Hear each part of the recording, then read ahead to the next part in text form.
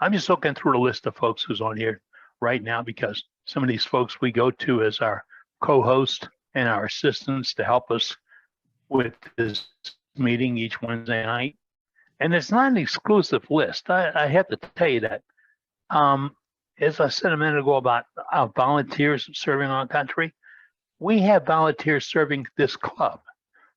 All these folks I make co-host, all these people that do our demonstrations, all the ones that have helped us with the production of this, like Trace, all those people are partners, and they're all volunteers. And they step up and say, hey, what can I do? Well, if you have a need for that, put it in the chat. We check the chat each week, and that's where we put things. So put it in the chat. We'll be sure one of the members will get back to you. You see, I was careful about that. I didn't say board of directors or manner. No, we don't have any of those. If you got something you want to sell us, we'll talk. I see Trace was back. He was preoccupied. Hello, Safety Sue's here. Good evening, Safety Sue. Good evening, Cat. Well, nice to see you. Wow, this is a great lineup. I got Trey, Brenda, and Safety Sue, and Dave Rhodes. Wow, the top 5 of the folks that help put this thing on and make it run each week. Wow, and I got a comment about Safety Sue the other day. A guy with a club in Williamsburg or Williamsport, they wanted to get a hold of Safety Sue. I think they wanted to do safety programs for them. I hate being recruited out of, Sue, we'll pay you more than they're paying you, all right? Gotcha, that's the deal. That's the deal. If you make me a co-host, I'll help you out. Oh, okay. I thought I just did that. I'm not seeing it. Oh, nope. I made somebody else a co-host. That's okay. We all need help. At least I do. I had one other thing. Oh, I was talking to or texting back and forth. I'm waiting for Doug Miller to get online. I don't think he's in yet. Nope, don't see him up. Doug said he's getting into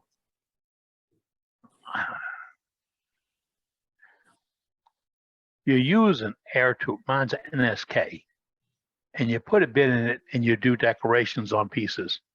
And I had a piece here to show you. Oh, the boss thinks I was going to give it away, so she took it back to the front. There are some things you can't give away, and she's particular about that. Because my kids come over, what do you want? Go ahead, take it. How do you tell your kids and your grandkids and your great-grandkids no? Whatever you want. But I had the piece idea, but Doug Miller says he wants to get into that. He was asking questions about the air hose, et cetera, and we'll talk about it when Doug comes in. But I found that the air line that you can get at the hardware store is a little bit better than you get at the aquarium store or the pet center. I guess it made the different degrees of excellence or whatever.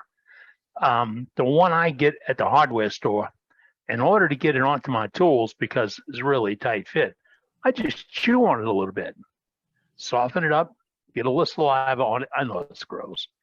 And then I can get them together. Somebody recommended I heat it under an incandescent light bulb. Well, that melted the hose. It wasn't a genius move. But then I chew on it, get it moist. The other thing was, if you use a little Dove dishwashing liquid water, and that's just a drop or two in a glass of water, makes for a surfactant, helps move the water molecules along, and you can ease them together. I still believe chewing it loosens up the rubber a little bit, and it goes back to that normal state. I'm not big for the clamps and the clips and all that other stuff. You're not putting it under stress by pushing air through it. the volume generates the momentum in the blades, and that does your cutting. And you're talking 35,000 RPMs.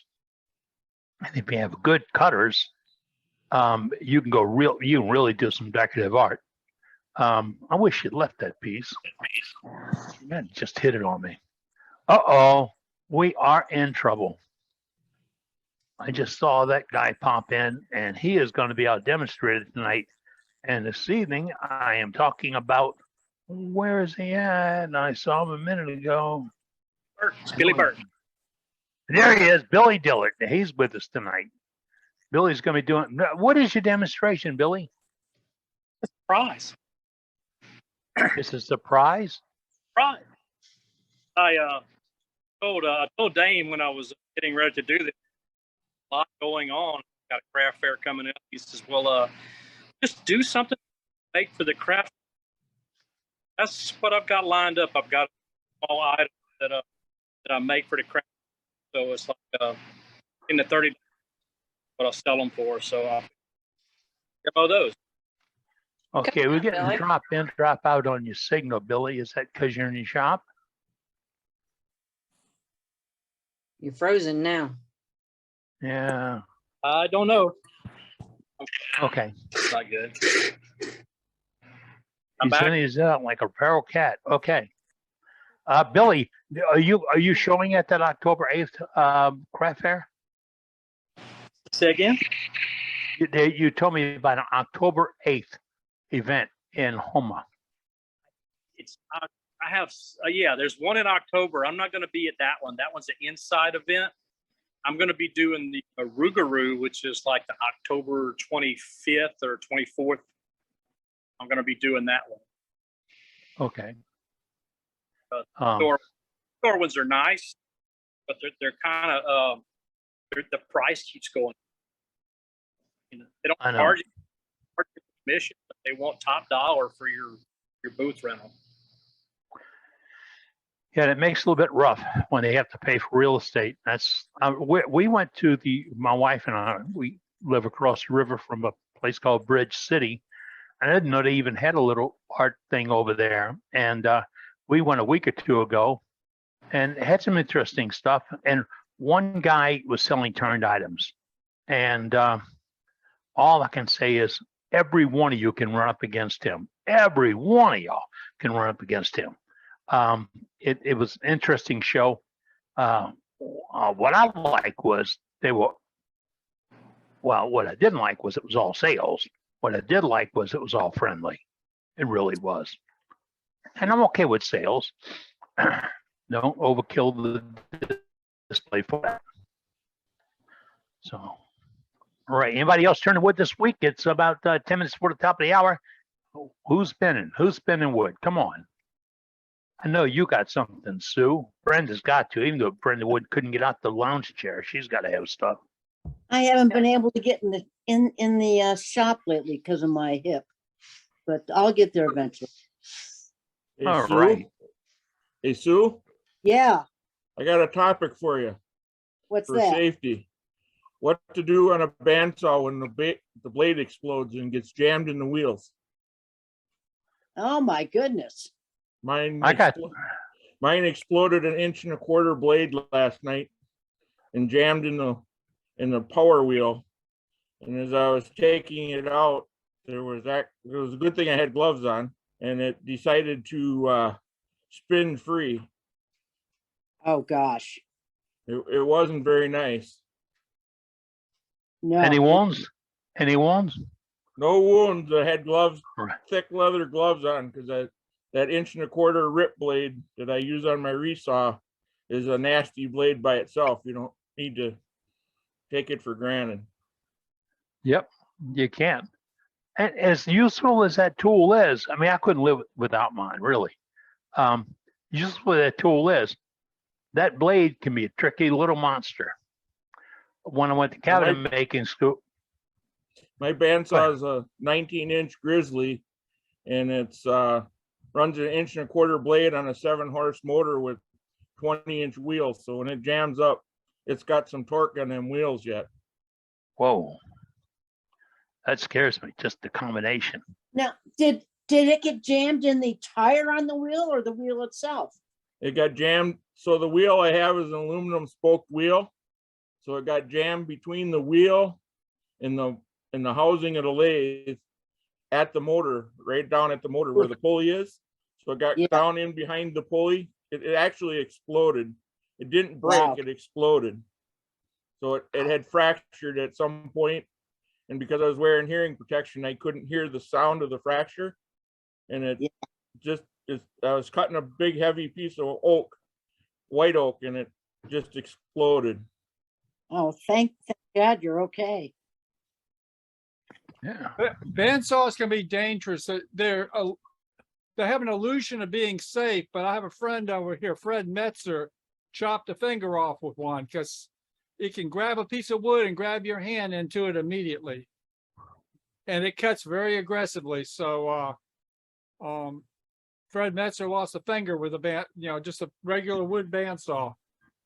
It scares me when I see somebody with a bandsaw take something round, they go to pass it through the bandsaw. It's we talked about this with Sue a couple of weeks ago. Do that 1, 2, 3, 4, 5 before you go to a machine. Think about what the machine does. Think about how it works. Think about what you want to accomplish, but then think about the hazard. Because if you're pushing something around through and one tooth just grabs and holds, it's going to spin in your fingers, and your automatic reflex is going to be to grab it or pull it back. And that's when you pull the blade out of the carriers or break it or bend it or whatever. So there's a simple solution. It's just that don't cut round material unless you stabilize it. How do you stabilize it? Put it on a little L-shaped block. That's all it takes. Just so you're not trying to control it with just your fingers. You're putting it to the block, and that'll help you. Fred wasn't cutting anything round. It was flat stock. Yeah, but I know Fred, he's a careful guy. So this is Fred Metzer, and he was very, very careful with everything. So Yeah, a friend of mine, he had his grandkids over and they were making a bunch of noise and he just glanced over, lost 2 fingers. So yeah, bandsaws can be dangerous. But I think a table saw is more dangerous. So Yeah, I know about table saws. That thumb was off. That was using recycled lumber through a table saw with a fence. Caught a nail that I didn't see. It was broke off in the board, flipped around, caught my hand and dragged it right into the saw. I had a catch on a router. I was doing a backup cut to smooth it out, and it got a catch and brought my left hand in, and that router went up between these 2 fingers. And I thought for sure I lost him, but the only thing they did was put the finger pad upside down. So I'm good. Yeah. I had 8 hours of microsurgery, and that was 50 years ago, and it works just fine. He gave me a 5% chance of it working. Wow. So you beat the odds. I beat love the it when odds. you beat the odds. So now me and saws and bandsaws and any kind of circular saw I'm very cautious. Yeah, it only takes a millisecond. Yeah, it's not even a full second. It's the oops, and the Yeah. oops hurt. When I was going David Hanson is like, when I was going to cabinet making school, they were folding up 102-inch bandsaw blades, and you got them round and you dip them down and you do the crossover. And I said I wanted to do it. The instructor, Mr. Dewey, great old guy. He says, okay, the key is to do this. And he knew what was going to happen. That blade went over my head and caught the back of my neck. And I'm standing here with 2 hands on a blade and it eating it to the back of the neck. And he steps around and says, I don't think you got that quite right.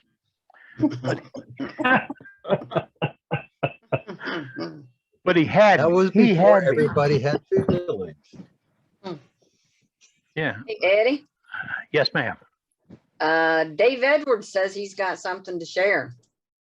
Well, talk to us, Dave. There he is. Hi, Dave. Hi, Ariel. Dave. I have a continuation of last week with my earrings, and I made some more.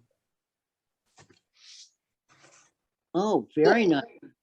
Oh, I like that. Yeah. Right. And I just thought I'd show you Did you paint what I that? have to do in order to get to these points is that I take this and put it in this kind of chuck, Yeah. and you bring it in as far as you can or cut it off. Then you keep feeding it out until you each time you take it one enough off for earring. And then I have like a black one in here now that you can just slide it in and out and tighten it back down. And like last week is just a different types of blanks that you can make different designs on them, I guess. And you don't have to have a solid color. You don't have to have like this one here. That's the blank. And that's what I made. Whoops. Wrong side of the camera. There you go. That's what made those come out like that. Nice. Those are So beautiful. I just thought I'd let you know that I used this here. Plus, last week I was showing the soft side of the chuck that held the earring in there. Mhm. And these are the screws, but you have to buy these from the hardware and make sure you get the right thread. I don't know what the name of the thread, 24 or something like that. Anyways, per inch is 24 rings per inch. I think that's what it is. But anyways, this is what it curtails on you inside of the chuck, where you can make anything. You can make the screws shorter. You can make the screws shorter so that you can get a different bite down here somewhere. And you have all this space here that you can form some kind of chuck that will hold the part that you want to be turning. And so this is part 2 of last week's part 1. Gotcha. Well, thank you. Nice job, Dave. Thank you very much. Yes. Dave, you said the screws may be at 1024. Don't get fooled by this, folks. Go to the hardware store with the chuck and Yeah. try them, because metrics get close and 1024s get close to metric back and forth. Yeah. But if you cross it up, you're ruining your chuck. So Yes. take the jaws out, the ways out, and thread it by hand and make sure it goes in smoothly, full length. Because if you mess up, you messed up. And I only read that in a book. It didn't happen to me. I read that in a book. And most of them are probably metric. You wrote the book, right? Yeah. Well, and most of them are probably most of them are metric, because most of these chucks are made overseas, Yeah. including Canada. The Canadian, the one way is all metric. Yeah. And I have a local, I like the big box stores if you need big box stuff. I have a real hardware store about 2 miles away from me. And that's where I can go with their racks and pick out the parts I want. And I only need to buy 1 or 2 or 5 or whatever. And I'm not stuck with this box or bag full of fairly inexpensive hardware. You got to put the inexpensive all over it, because they're only there to sell them. And if they can sell them twice, they do good. So, Andy, hey, Andy. I Hi, love guys. I'm in a weird mood today. that. Yeah, you blowing up the balloon tonight, bud. All right. All right. And good to see all the regulars. But hey, we got some new members. I had a guy text me and says, "Why is it so hard to join your club?" I'm sorry. If you've seen this, if you've attended a meeting, if you watched the replays on David Rose's website that he does for us, really as a volunteer. We don't pay David for this. We don't pay anybody. Ain't got no money to pay him. I know that's the problem. But that's, I could say that's the problem, but all in all, that's the blessing. It works. We've been at this 3 years. We never had a financial crisis, and don't think we're going to come into one. You members have come to our Savior many times. I had people mail me a $10 bill for business cards, so we can buy more business cards. I've had somebody donate it or has provided the service we use right now, and that continues on and on and on because they're all in it just like you are. Let's talk wood turning. I don't need to talk about Bob or Kenny, anybody else's tools. I just got out of the tool business. I just shut down Big Eye Productions. And I get people, and I see it on Facebook and on other questions. I can't sharpen my tools. I need to go only to carbide. What should I use? And I really can't answer that without being unfair. My unfairness is simple: learn how to sharpen your tools. That's as simple as it gets. I know it's not a simple thing to do sometimes, but it's as simple as can be to explain it. I mean, why would you buy a pocket knife you can't sharpen?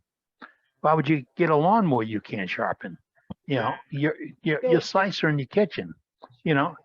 These things all require a little bit of Maintenance. yeah.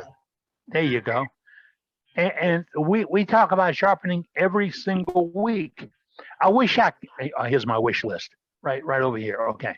I wish we could get one of our quality members, we all quality, but okay, I don't want to be cheeky. One of our members to take up the mission of sharpening a tool each week. Huh? I mean, we said that we wanted a safety director, and there's Safety Sue. She steps up each week and provides us with a safety tip that's relevant to what we are doing. It may not be relative to the exact project we're doing, but it's relative to what we're doing because it's relative to wood turning. And we keep it simple. We make it to where you can understand it. If I go to the extent of beating the drum that you have to have this particular or that particular or whatever, that's going to turn off some novice turners. I don't want to do that. I don't want to turn off novice turners because they look at the price of some of these tools and they can't afford them. That really, honestly, they should give lathes away if you buy all the tools from the person you get them from. It's a simple way, but I mean that's where we go. But today I saw Dean is. I don't think Dean is with us yet today. Is Dean Grimes in the house? No, I don't see Dean in the house. But today I was sitting out on the veranda, front porch, and I was looking at YouTube's, and there was Dean's visit to SWAT. Now, I got to let you know, that was the cruelest thing Dean could have ever done to me. I mean, he walked around and talked to all my old friends, showed me all these new toys, talked about all this wood and a great demonstration. I mean, you just stab a stake in me. That was Dean. He did a great job at SWAT, and he broadcasted from SWAT. But Dean, in a video today, explained all the goods, bads, the uglies, and he was showing some new tools. I got to be careful about this. New tools are new concepts of tools or modifications to existing tools for air behind the mask to keep the fumes out, etc. Some of those things I'm amazed of. I have thought about some of those items over the years, could not develop them, didn't know where to go to get developed them. And I've tried the Trend Air Shield and the Tri-Hood and a couple of others, and I wasn't totally comfortable with them. But when Dean passed the stable, he didn't spend too much time on it. I knew what it was, and I saw what he did, and I'm thinking, man, that is so cool. It really is, because it's something that's not too expensive and we can all use. You know, what it combines is a face shield, which is eye protection and skin protection, and breathing. It puts them all in one little package. So you slip the hood on, turn on a little power pack, and you're keeping all the dust and crap out of your nose and your mouth, and you're able to work. It's keeping the dust out your helmet, so your glasses stay clear. It's a nifty idea. It really is. And there was one other thing he showed. Oh, doggone it. He's walking around and he passed a couple of booths. It's an interesting video. It's on Dean's website right now. If you tune it in. I say he was cruel because I couldn't go to SWAT, but I'll be there soon. I'll be there next year. I got to drag the nurse with me. Dane's back. Oh, wow. Dane's back. Got my internet There he sorted. is. Hey, Dane. What's up, folks? All righty. See you back in. Yeah, definitely. I'm up here in green pasture God's country. Where you at? I'm down here, down at Nolan Lake with my wife. Oh, nice. Little R&R. Little Nice. must see, must do couple therapy, you know? There you go. Nice. Had to figure out the internet down here, so now I'm able to get on, so shouldn't have no problems, and so I can have you relinquish doing a gallery for me, Brenda. Yes. Yes. I knew that would be music to your ears. That was one thing, and that was a little hard to get out of the recliner tonight. Sit back and do nothing. There you go. Almost called him just to see if he was going to be here before I got up. Oh yeah, you should have. Yeah, I haven't had it's been a nice break from Arizona, but done nothing but work since I've been up here, and you know, just stuff that needs to be done that nobody else will do. And so I spent all day yesterday cutting boards to build a new dock, and so tomorrow I get to tear down a dock and rebuild it.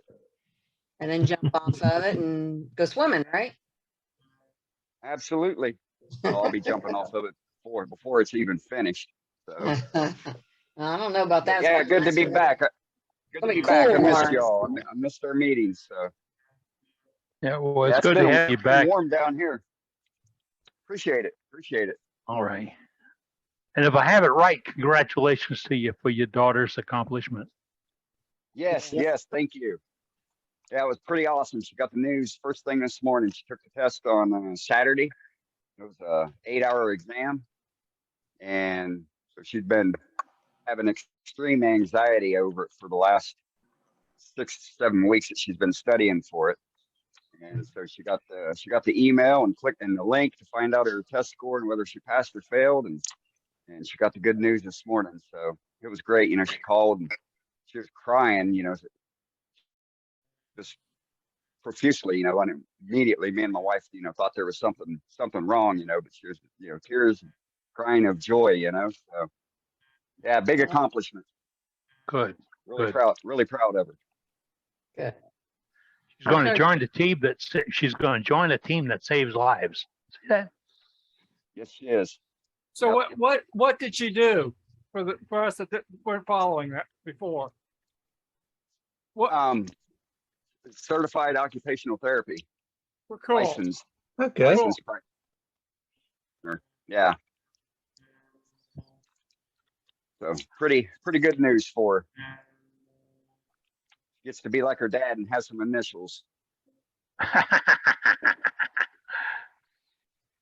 Well, it's good. It's good. Yeah, thank you. And I deal with a certified physical therapist almost every single day. And you can pick out the Yeah. ones that are in it for the job and the ones that are Right. in it for the mission. And Yeah, I she's really like been doing it. She's been doing it for 7 years now, and, not getting paid. So things are going to turn around for her on that end. She just loves it, loves to work, and her primary focus that she enjoys and her preference of working with is autistic kids or children on the spectrum. So, and that's something that there's a dire need of it, and those kids really need the help and the support of somebody that's actually in it for themselves and not to pay, like you said, Eddie. Yeah, can't be in it for the check. You got to be in for the accomplishment. All right, great. Any gallery items out there? If you got a gallery, see our gallery master is now in house. Brenda can go back to the couch. Oh, Yeah. we're under the curb, huh? Yes. Yeah, so let's bring Brenda up because she's got something. Brenda? Yeah, I actually Spotlight. got in the garage today. Check it out. I made 2 ice cream scoops today. Hey, nice. Where'd you Looking find the, good. Look at this. I love this one. I love the shape on this one. oh, it's beautiful. Where'd you find the paddles? I've had them for quite a while. I've got 5 of them, and that's all. This last 5 of them I'll have. Very nice. I And found it what's that? about you, that they're out of stock, but they said they'd be getting them soon, and they were only charging like $7 a paddle. Okay. As soon as I remember the site, I'll let you know. Yeah. This one, I love this one. Ooh, pretty. Bling. Nice. That is really nice. Yeah, look at that. You can see right through that thing. That's nice, Brenda. Yeah. Is that an real Atlas? nice. What's Is that an that? Atlas? Is that an Atlas kit? No. Penn State. Which one was it? Good. What- It's the mini something or another necklace. Oh, that is pretty. Yep. Very nice. Yeah. My daughter just started working for a pizza place, and I guess they have to have their customers sign the receipt. So Yeah. she wanted a keychain or a necklace. I made her a keychain the other day, and now her boss wants a necklace. There you go. Charge him double. You're right. Yeah. Well, then after I got done with it, I went and got an oil change and took this with me. Showed the lady in there. She's like, "I want one too." Outstanding. Yeah, I got to make another one. You for her. give her a price, right? Yes. Yep. That's Yeah, I not like that. paid me for it. So what kind of wood was that? I'm not sure. I thought it was Coco Bolo, but Nah. No, yeah. looks like cherry. No, it's not cherry. Possibly mahogany. No, I don't think it was that either. I think it's, Nope. I don't know. It was kind of a red looking sawdust. I was thinking either maybe Babinga. Yeah, that would make it Babinga reddish dust. Purple. That That looks looks pretty. mahogany. Depending upon the type. I don't think it's red enough for Red Heart. No, Nope. Red heart. I don't know. It's something I just call it redwood. piece this There way. you go. Just like redwood. playing. Maybe Just like- canary wood, maybe. No, that's yellow. I'm not sure what it was. Okay. It's pretty, whatever it Pretty. is. It's pretty wood. That's all I know. Yeah. Folks, welcome to What's My Line? That's the deal. Yeah. Hardwood. Oh, Billy is with us. And Whoa, he's out in the shop. He's in the shop. he's in the I am shop. in the shop. I'm in the shop because I'm just. Wait a minute. We got the wrong Billy. No, Billy. Joaquin. Billy's beard's a little bigger. Yeah, right. There we go.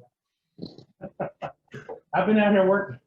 I've been out here working on it finally, and yeah, it's I don't have anything finished, but I've been working on this little mesquite form.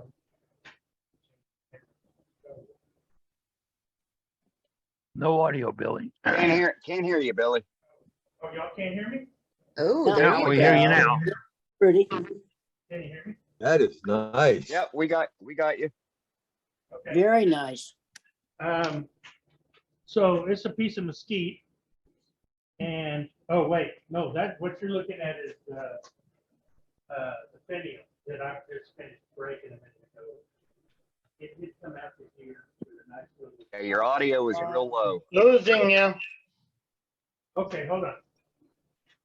Let me see if I can get it any better. Okay. I'll hold the microphone up here. Is that better? It's about the same. Okay. Well, I turned my settings down inside Windows because I was getting an echo and I couldn't figure out why. And Well, just talk real loud. I'm talking. Anyway, I don't want to yell at you. Hey, that doesn't even sound like yelling. Okay. Well, I just finished breaking this finial. It was a little bit longer, came out to about here. And so I ended up pointing it off. It's going to go into the top of this mesquite hollow form that I've been working on today. Nice. And can y'all see that? Yep. Yeah. Yes. It's not very big, about 6 inches across. And I made a walnut lid for it that I haven't finished yet. And I've got to finish hollowing it out, but this will be the walnut lid that finial is going to glue into. And I've still got to dye it black. But I don't know what kind of wood that is. I just know it's really pretty. But it doesn't really match the mesquite and walnut, so it's going to be black. Oh, no. What? Gorgeous. I think it might add some contrast to it by leaving it natural, Billy. Well, I'll give it a look and we'll see. I'll look it over before I dye it. Yeah, It's when you not put that it big a together, deal. shoot me a picture when you put it together. I'll give you my opinion. Okay. Anyway, that's me. I've been working and finally have, back out here in the shop, just having a grand old time. Yeah. Right? Hey, Don't let Billy, him, don't let him dye it, Dane. Yeah, I'm leaning against it already. Billy, I got Oh a my come on. goodness. Come on, Oh my goodness. never tell the artist the color. Come on, never tell the artist the color. It's his piece. He can do what he wants with it. question for you, Billy. Did you make enough for everybody? Making up what? Cookies. No, Oh, my goodness. no, I didn't. And And he's I proud of the fact. Good, Billy. Good seeing you, sir. Good to see you up and about. Thanks. Billy Good to be- came. Good to be up and about. Billy came back with goodness. one of those COVID type from SWAT, and he was down and out, but he's back up on the feet in the shop, and that's great to see. Yes. Look We at have a few. Oh, wait. You know, I think he's in here. Dean Grimes is in here tonight, isn't he? There he is. Yeah, he's here. Oh, Dean, yeah. where? There Hey, he is. man. Hey there. Dean, we were talking about you in your absence. Uh-oh. Today, I saw that extremely cruel video you did about SWAT. Oh, no. Good coverage. Good coverage. Good to see all my old friends out there. I mean, I keep saying this. It's like a family event with family you like. I mean, you walk around that place. You don't have to introduce yourself to people. No, They know there's you. friends everywhere. And you Yeah. are missed out there, Cap. Oh, well, I'm not happy about that, but but I said earlier, I'll be there. I will be there. There you go. I'm not too sure if the drugs I'm taking right now are trying to kill me or cure me. But hey, you know, I just had 2 eggs for dinner, scrambled, no oil, no butter, nothing. Yeah, that healthy eating's crazy, isn't it? Oh, it is. It is crazy. It is crazy. When you go to the grocery store with a list of 5 items, it's the same 5 items every single trip. Yes. Yes, I understand. that's when you're in a rut, but you're in a rut for a good cause. Good to see you, Dean. All right, any gallery up top tonight Yeah, we right got now, Tom. folks? We got Tom Tom Kenny. Kenny. Hey man, Hey, what you Tom. got? I got 3 things tonight. First, a couple years ago, I turned this pecan vase. I'll show you in just a second. And one of the women that I worked with, we used to call her Martha Stewart Jr. She was the queen of decorating. And I brought this thing in and I thought it had a nice display in it. She said, no. And she went off to the store and bought stuff to put in it. And let's see. That's it. Oh, And it's nice. about 10 inches in diameter. Wow, And, nice. she did the dry flower arrangement, and I got to admit that she improved on it substantially. It was what I had in there was some, I don't know, kind of sea oat looking things, and it was kind of plain, but she dolled it up pretty good. And this piece was at my mom's house for many years, and when she passed, it came back to my house. So it's part of my permanent collection now. And next,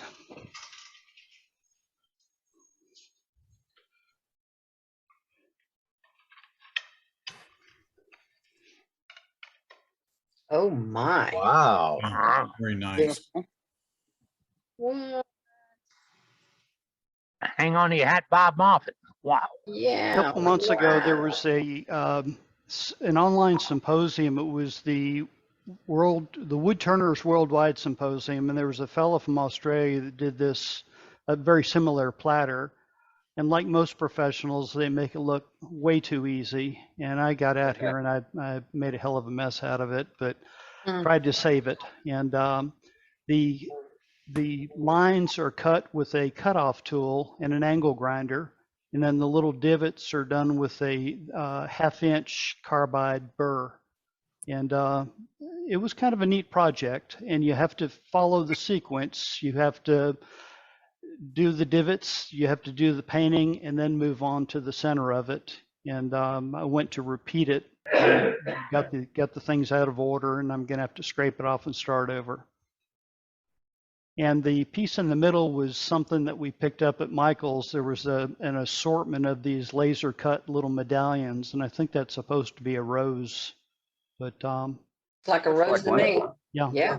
overall it for my first attempt, I wasn't too dissatisfied with it, and I'm going to revisit that project. Looks nice. Thank you. Yeah, I'd say you nailed it. Heck yeah. Nope. Yeah, I'd say if you're feeling bad, just don't want it around, send it to my house. Yeah. But right. you live so far away. Tom, I'll come pick it up.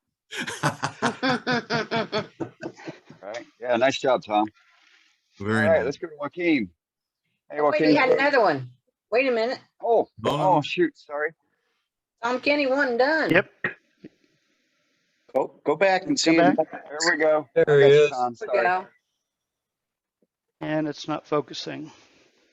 Looks good This to me. was actually a piece of camphor, and it was just as bland as it could be. And one of the fellows in our wood turning club did a demo on wood bleaching, and he actually brought some little sample bottles of the two parts.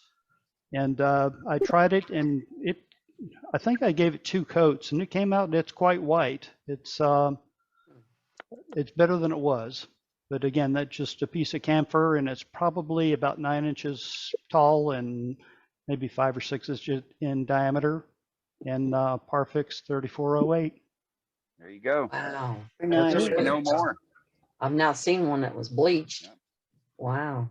Nice piece. It's dangerous chemicals. You have to be careful with them. Use protection, face shield, rubber gloves. The stuff will eat you up pretty bad. But I do it over like an oil change pan and a sponge brush, and just brush the chemicals on, and the color disappears.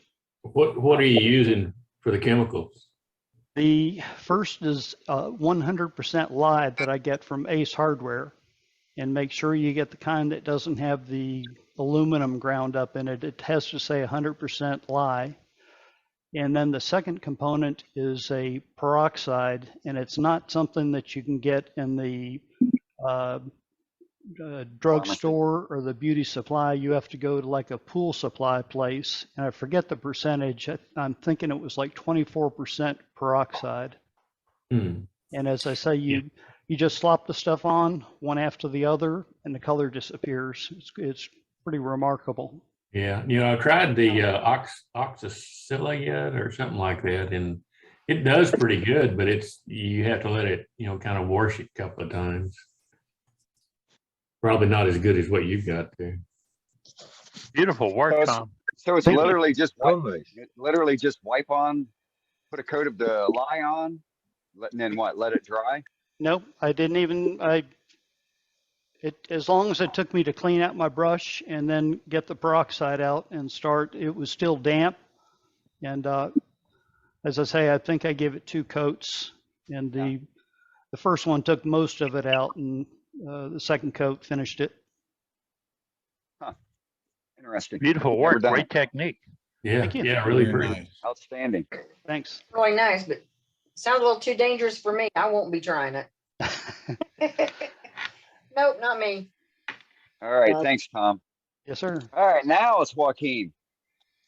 This is a little maple, hard maple urn.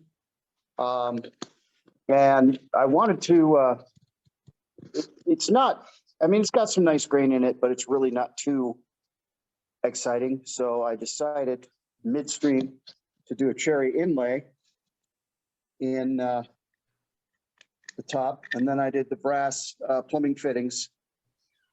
And I don't know if you can see it. It's very, very subtle, but there's a very subtle OG there, and I just really like the way that turned out.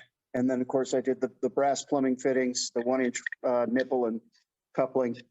Brought the cherry up to the lid that's from the same piece of burl, just a little deeper in, and that's what I'm working. Yeah, very pretty. Very nice. Yet.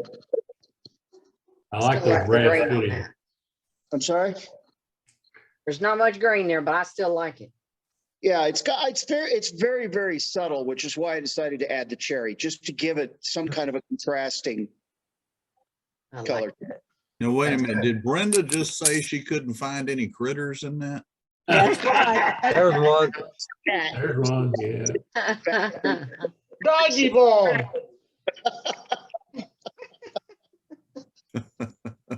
Oh boy. Cool. Y'all just have to get her started, don't you? Got anything else? Not really. Very nice. Puttering around, retooling in the new shop and planning some things, but that's about it. Okay, All right. right on. Thank you, Joaquin. You're enjoying that new shop, aren't you? Oh, you have no idea. Plywood top, my workbench. Nice. We're up for another one when the mower's gone. All right, thanks a lot, Joaquin. All right, let's go to Dave Kingsley. Hey, Dave. Hey. I'm right What's here. happening? I got myself in a little bit over my head. And Oh, no. I didn't realize how difficult this was going to be, but somebody asked me to make some candlesticks. And the first one turned out not too bad. Yeah. But trying to make two things that are the same is a lot harder than I thought. I've never been able to do that. But they're okay.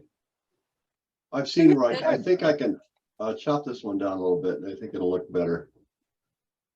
But not bad. It's locust, yellow locust, and it's just got shellac on it. All you have to say is it was the way you wanted to do it. Yeah. Yeah, make How the wood a little bit wanted to bigger be or a little turned. bit smaller. You did Yeah, a well- fantastic job in making those subtle differences to separate Well, the two. the wood had a little. It was very dry, very chippy, and I ended up with this one. I was working down here and it took a big gob out of it, and I had to turn it around, and so I have that was the first hole for the candle holder, but it came out right because I want to keep because they're both out of the same piece of wood. Gotcha. Yeah. Nice. Very nice. And I did one other thing. It was a little more successful. Ooh, I love that. Oh, wow. That's pretty. What kind of wood is that? I think it's ash. Oh man, that is pretty. Very nice. Like that. Yeah. So you win some, you lose some. Yeah, but hey, Looks like 3 wins to me. Oh, at least I learned something. There you go. thank you, Dave. There you Appreciate go. it. All right, let's see. Joe Channing has a question for the group, wanting to know if Titebond is good for laminates or laminating. Yes. And so my opinion would be yes, it is. If it's going to be anything exterior, I would use Titebond 3. Otherwise, Titebond Original or Titebond 2 is perfectly good. Isn't the Titebond 3 give you a little more working time? Yeah, but Supposedly. they have Titebond extended glue as well. Oh, okay. And I don't know how big the laminations are, but they also have one for veneers. But you can't go wrong with Titebond. Go. No, I laminate the segment with Titebond all the time. I didn't hear that one. I said, I laminate Somebody was saying segment. they do segments with it all the time with I do. Titebond. Me. Really? Oh, Billy. I laminate the segment with Titebond all the time. Yeah. It works My caution when you're using any of those glues, close the container. Don't leave it open. Don't use a little pop-up thing and leave it undone. It all has a shelf life, and the shelf life is impacted by its exposure to humidity, barometric pressures, etc. So when you use it, if you buy it like I used to buy it in 1 gallon bottle, I'd pour it into a squeeze bottle from Harbor Freight, and then I put the little cap on it. Never fail to put the little cap on it. And hey, if it clogs up, all you got to do is chew on the end of it a little bit. It comes right out. Tasty. Great tip, Kevin. Yeah. Just I don't usually- do that. Don't do that with CA if it clogs. No. I use the quick and thick on open segments. Add a little bit of salt to it. It's all right. My wife, and I thought she was gonna throw up. Get back to grade school pest, huh? Right? It's a trick I learned in kindergarten. Yeah. If we all pay attention to things we learned in kindergarten. Isn't that the truth? Yes. Okay, Dane, anybody else up right now? Well, Doug Miller is back, and I think there was a question that he needed to answer for the group. Yeah, is he back in the There was house? Yes, he is. Yeah, what you need? Hey, Doug. You need your Howdy. video on, buddy. Oh, there we go. There you go. What was the So question? Eddie, I think Eddie had a question for him. No, he emailed me a question about air hose. on his air tool, like his dental tool or such. Didn't you, Dean? Doug? No, it wasn't me. Ruh-roh. This might not play out very well in the long run. Well, they can always chew on it. Well, No, Nothing sorry, wrong that with wasn't it. me. What is there? hey, Doug, just make one up.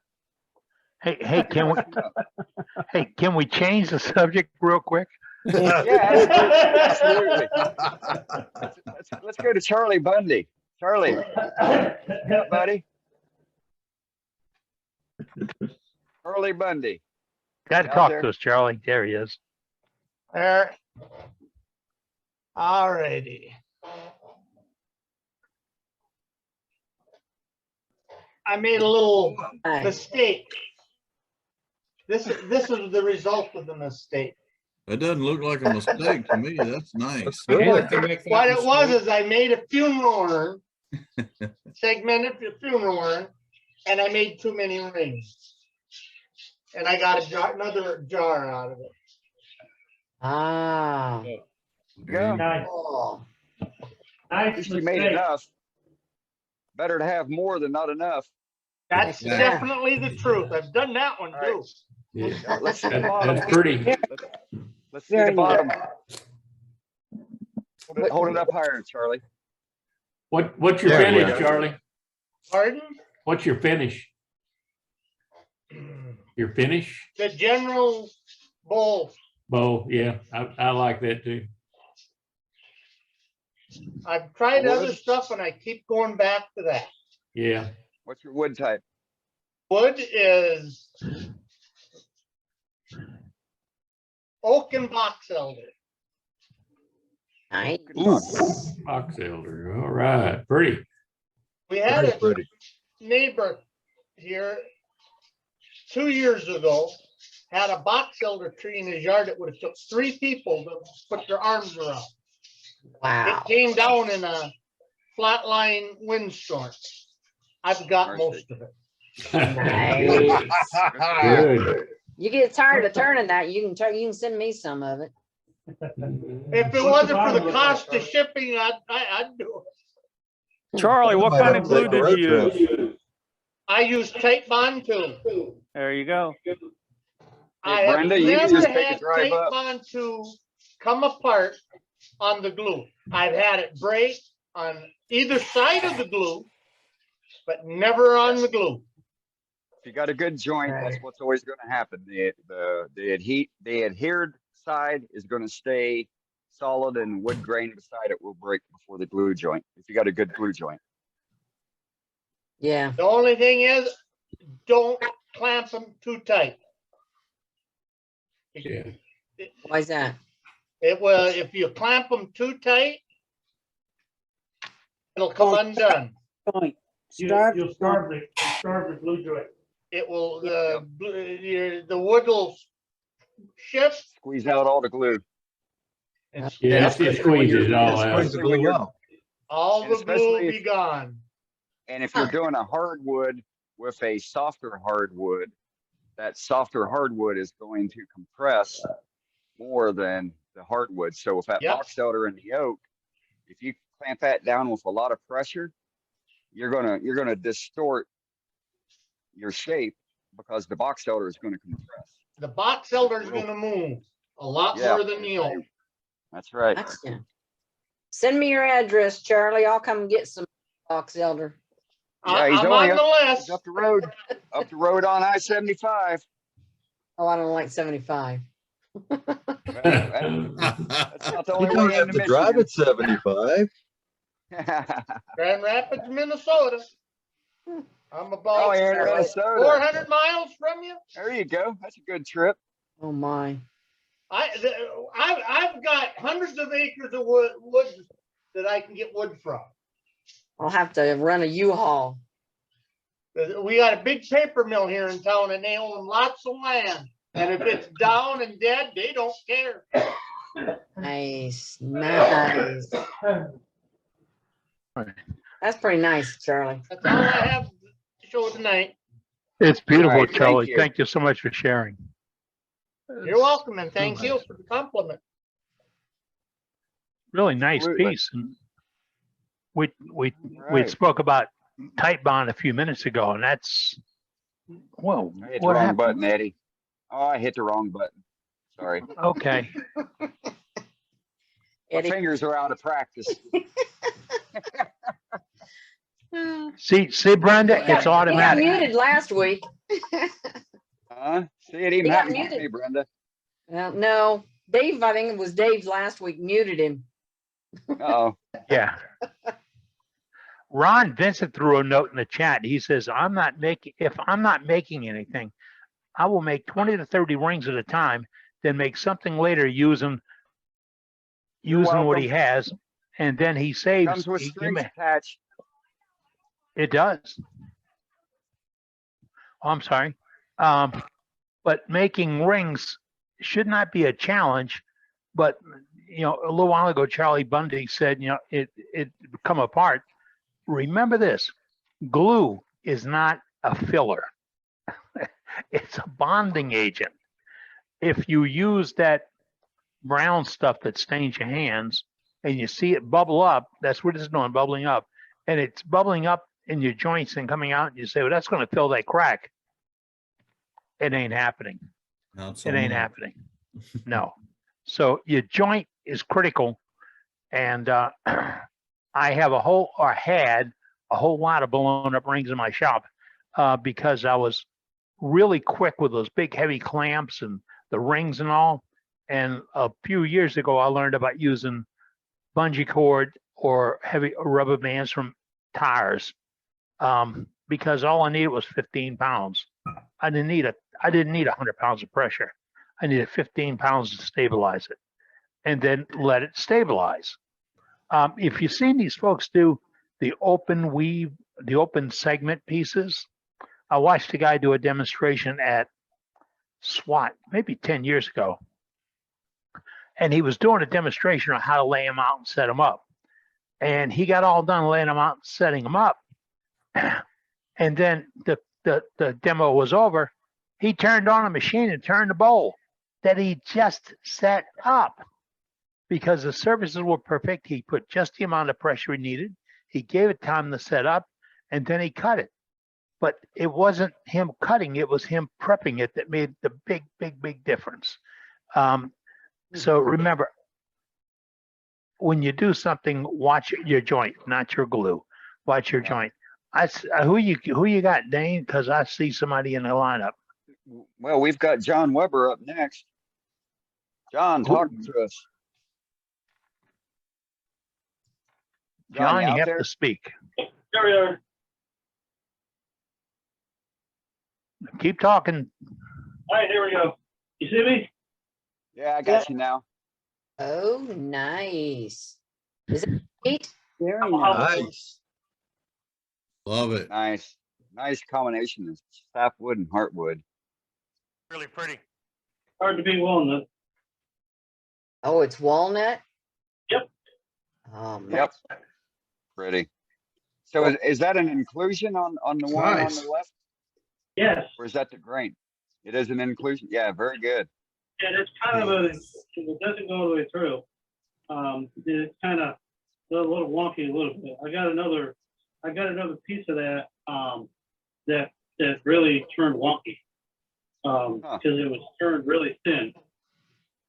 Sorry. So No, you're it fine. kind of just I like it. kind of cool. Don't anybody tell Brenda that there's a mermaid in that shape. Don't. All right. Oh, Eddie, listen to you. And the other on to the left, lathe? on to the left is the Amazon arrow. You see the Amazon arrow? What's wrong I guess I don't spend enough time on Amazon. Looks like a witch riding Frosty the Snowman. Can we see the top of it? Let me Can grab we the see other the one. top? So this is the other one. Oh my. It's a bit taller, but it has a hole in it, and you can see it's all kind of wonky. It started out nice and straight. So But it's kind of, the weighs hardly nothing. Can we see the top of it? Yeah. Yeah, you can see through it. What about the top of the others? Pardon me? What about the Oh, top of the others? Show the top of the other three. Yeah. See, this one warped a little bit. All right. Nice. Not bad. And this one's not too bad. I don't have finish on them at all. It just turned and just been drying a while. That's gorgeous. They are Kind of- beautiful. What kind of wood you got on the lathe there? Oh, that's an apple wood bowl. Oh, it was- nice. Some lady she called the club and said, "Hey, we got them." No, maple. Sorry.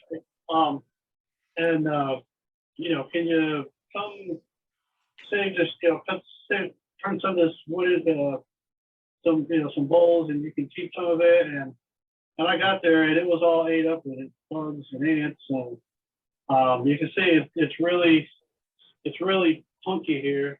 And I put some hardener on it. There's a couple spots where I think I put some epoxy,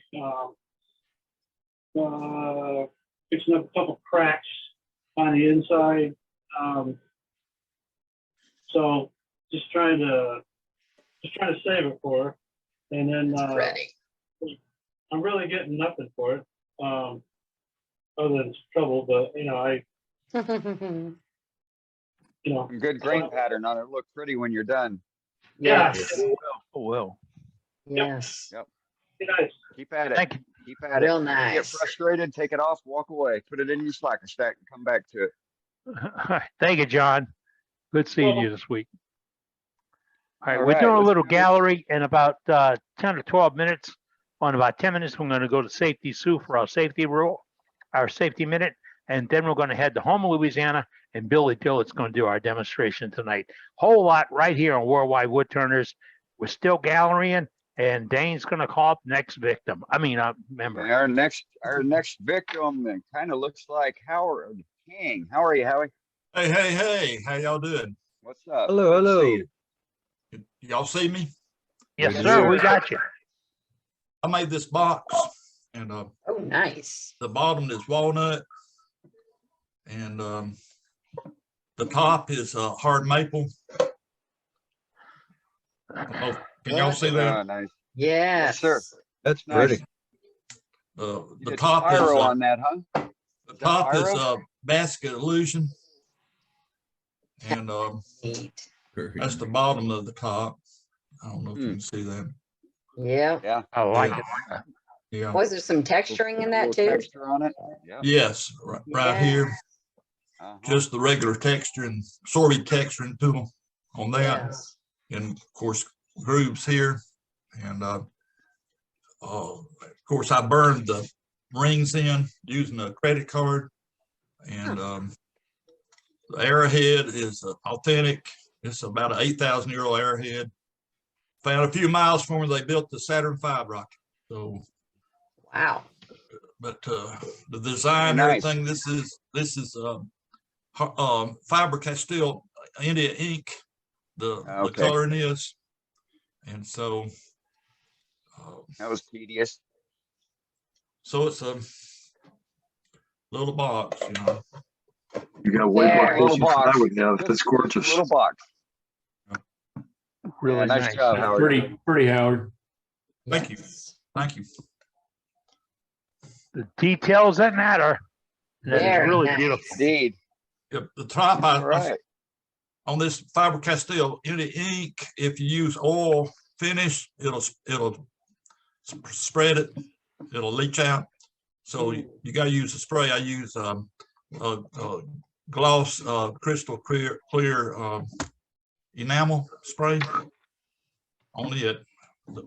The walnut down here, I just used oil, antique oil on it. So. Oh, okay. Gorgeous. Yeah, thanks for the info on the India ink. Yes. Got anything else? Another nice one. Thank you. All right, thanks, Howard. All right, let's go to let's go to Matt Harbor. Matt. Hello. Good evening, sir. I'm here. Yeah. There you are. I made this lidded box last week, and I said I was going to paint it. So first of all, there's the bottom of the box, and there's the inside of the box. Hold on. Can we do a warning on this? Nice paint job. We have a warning. There's the bottom of the lid. Nice. And there's the painted lid. Wow. Oh, it's beautiful. Oh, that's nice. Great job, Matt. That's Great beautiful. job. Yeah, that's nice, Matt. Thank you. Fabulous, man. That's fabulous. Yeah, a lot of You fun. did I'm not delighted with the raised textured dot looking things that I've got going on Yeah. here. So, there's so is that the puff paint? this is all acrylic paints. The first one in was the Walmart black paint. So the bottom layer is black. It's just the apple barrel black acrylic. The next layer in is Deco Art, what do they call it? Color movement or whatever they have, color switch or whatever. But it's the red, and that dried darker, and it does shift in the light. I don't know if y'all can see it. Yes. Yep. It's interference paint. Yeah, interference. Yeah, they call it color shift or something like that. But it comes in those little, 5-ounce containers or 2-ounce containers or whatever they are. Careful how you say that. The third one was a pearlescent metallic volcanic red. So you can see that most obviously here, but it's on top of the color shift paint. And then the fourth one was pearlescent gold metallic. So wow. And what I did is I mixed the paint with a little bit of thickener to get it to raise up like that. So thank you very much, everyone. Right on. Thank you, Matt. Yep. Nice. Okay, let's go to Ron Vincent. I'm right here.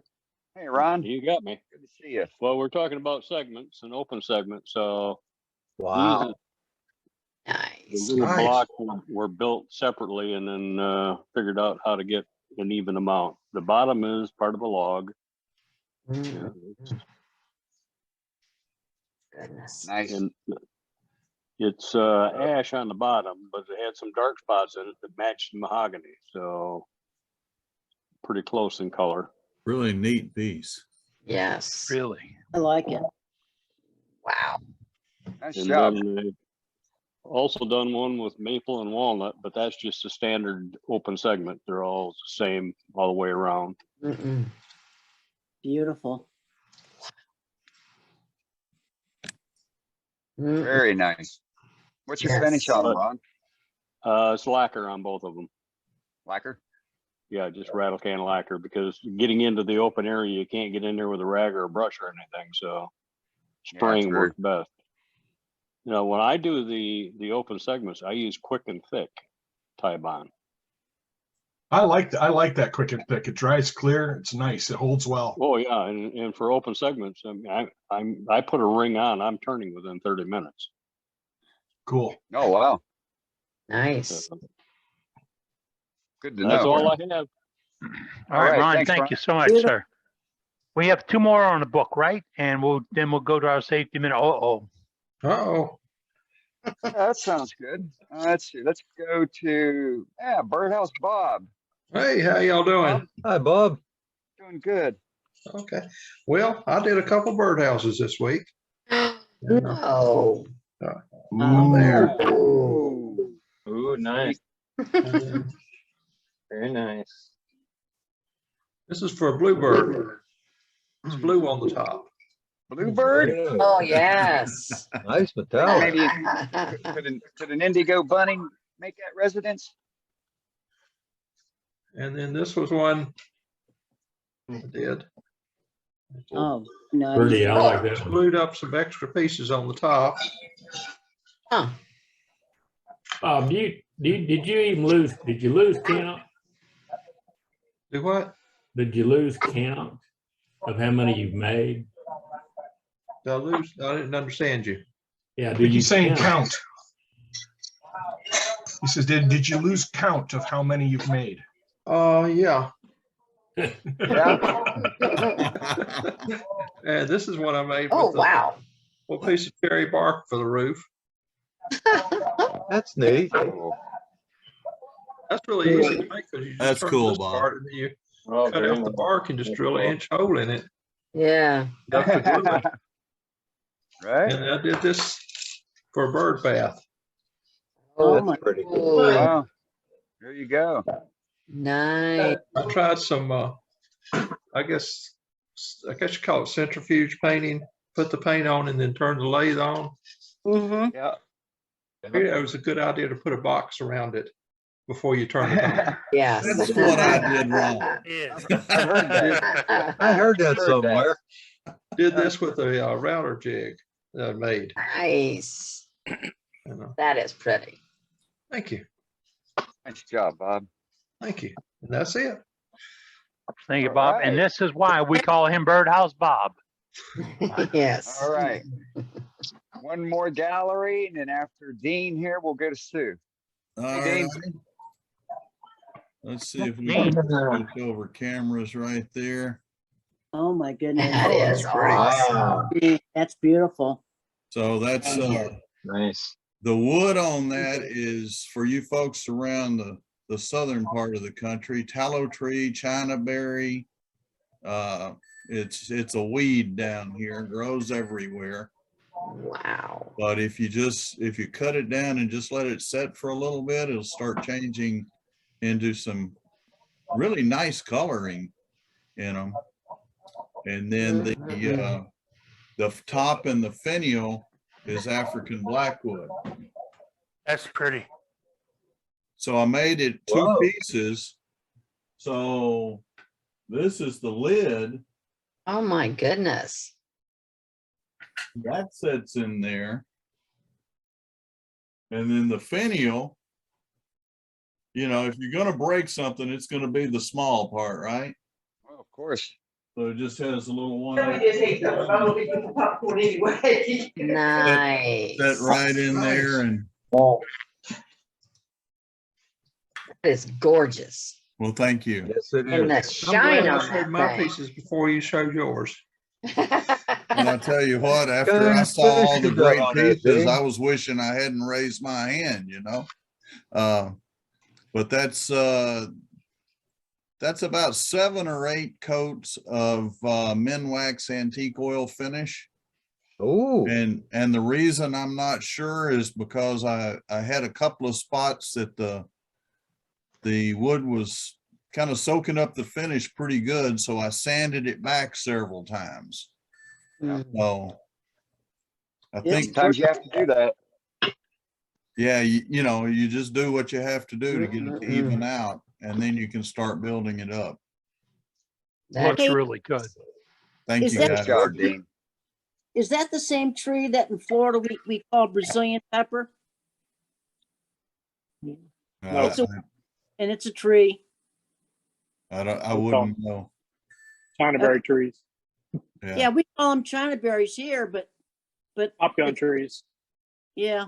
Yeah, they're not, Maybe they're it's a not cork China, right they're down not the middle China to berry. make Not the popguns. same as China berry, but they do have little white seeds on them, little white Yes. berries. They do. What the popcorns? Yeah. Yeah, they're little bitty. They're smaller than a China berry. They're All right. Gorgeous. Thank you, Check it out, Dean. Wood Database. Hey, All right, thanks, thank you, Dean. guys. Billy Burt's wants 1 second. Can we go to Billy for 1 second? Yeah, we can go to Of Billy's for a course. second. Always go to Billy. He's in the shop. I mean, hey, give him a break. Okay. So here is that mesquite, walnut, and white finial. Nice. Y'all really like the white, do you? Yes. I do. Yes. absolutely. Green is just too pretty to cover. Leave Yeah. the white. Leave it. Don't dye it black. Dye your lid black Dye the walnut black?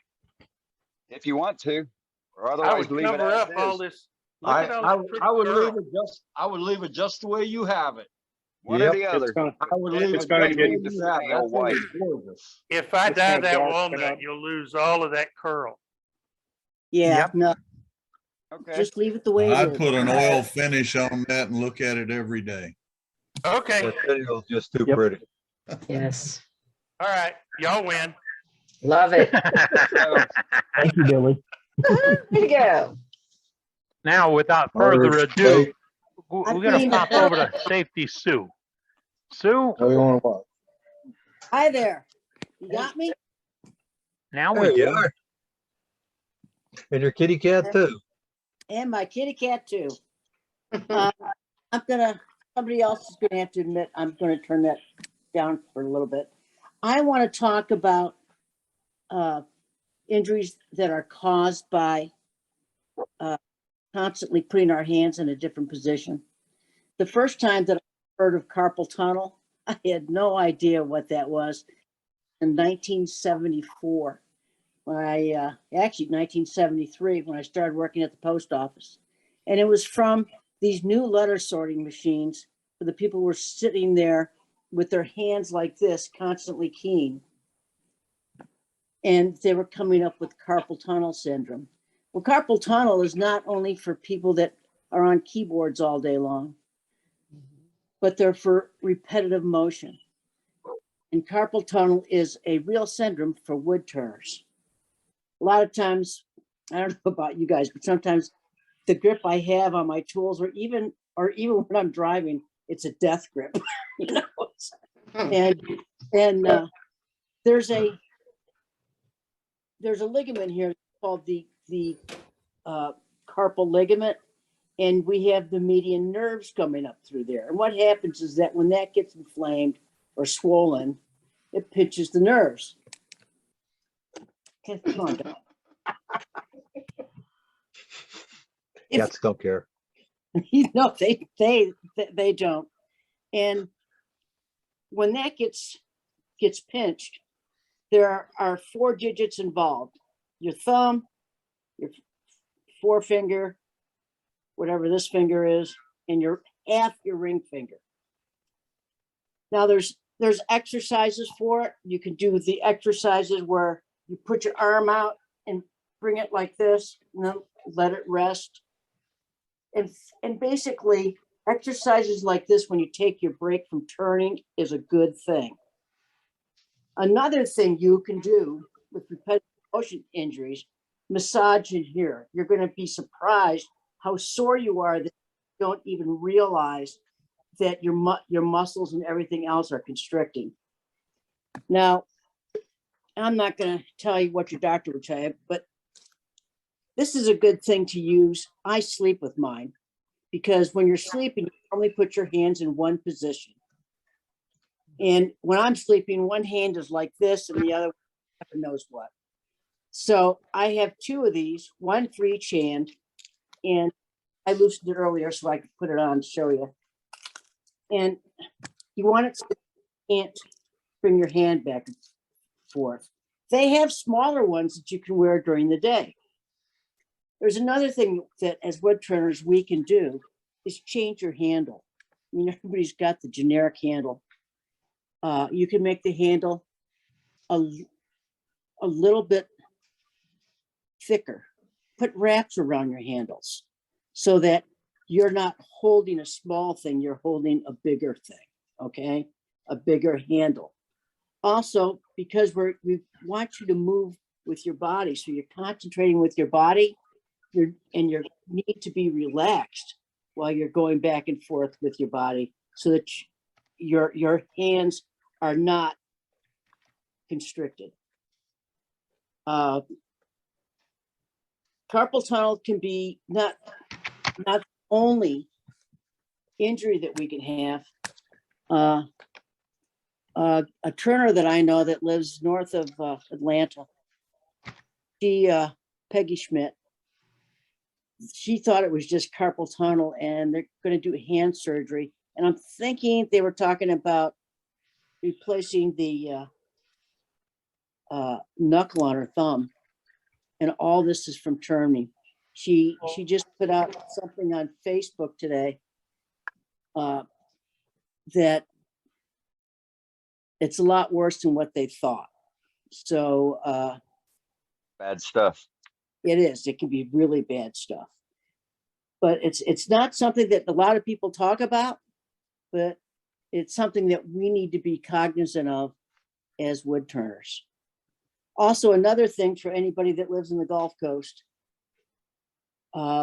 this week we've got a new tropical wave that's 70% that could turn into a depression, and it's coming just north of South America and under the Caribbean islands.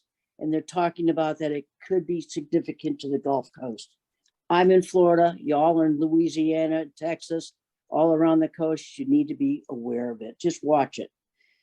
Fiona, we know, is going to bash into, unfortunately, Nova Scotia. And every time I look at it, it's going a little bit more west. So our Canadian friends need to be aware in Quebec and Nova Scotia. Not that I'm trying to tell you the weather, but this is something that we all need to be aware of. In the meantime, fellas and ladies, have a wonderful week and be safe out there. Right on. Thanks, Dave. Excellent you, job. Thanks, welcome. Sue. Where All are we right, heading, Eddie. Dane? Okay. Well, do you think maybe we ought to be heading over to Houma, Louisiana? Houma, Louisiana. It's a little bit over that way from me. And that's where Billy Dillard hangs out at. And Billy's the character that brought lasers to this operation a long time ago. And I've heard goods and bads. But right now, with me being restricted from other tools, I can still play with the laser. So right And I'm now, still mad. And I'm still mad at him. you're still mad at him? Yes. Yeah. All right, Billy, there he is. Hey, Billy. Hello, everyone. Hi, Bill. Can y'all hear me? Yes, sir. Yes, sir. That's good. That's good. I'm not a master at using my iPhone. What I've got planned for tonight is pretty much what I had time for. I have a craft fair coming up and got a lot of things going on. So we decided that we would probably turn some items that would be turned for a craft fair. And what I have, I know it's hard to see, but what I have here is, we saw one earlier tonight, was a ice cream spoon. And we're going to do that. We're going to do that with a Parfex finish. So we'll get a little demo of using Parfex. And then I also have a wine bottle stopper that we made look like a goblet. I sell these at craft fairs. And then I have one of my newer items, which is I guess you'd say a wine glass support. I can't think of anything else to call it, but I'm a little too close with my camera, I know. Let's see. I don't Wine have as glass many cameras stem as I- and wine glass Stemware. stem Yeah. base. You call it stemware. Yeah. Stemware, wooden Stem stemware. stem and base. Stem and base. But that's what we're going to try to do. I'll see how far I get because I'm not the most proficient turner, but we'll go from there. I think we'll start out with the ice cream. I wouldn't even call it a spoon. They got another name for it, but like Miss Brenda said, they are hard to come by right now, and the ones I come up with are a different kit, and it's not exactly the quality of the first kit, but it's a, I guess you would say it's a kit. It's a hollow handle kit that has pieces for each Might end. want me So to you turn my video on. That's not a scoop. That's called the ice cream paddle. Yeah.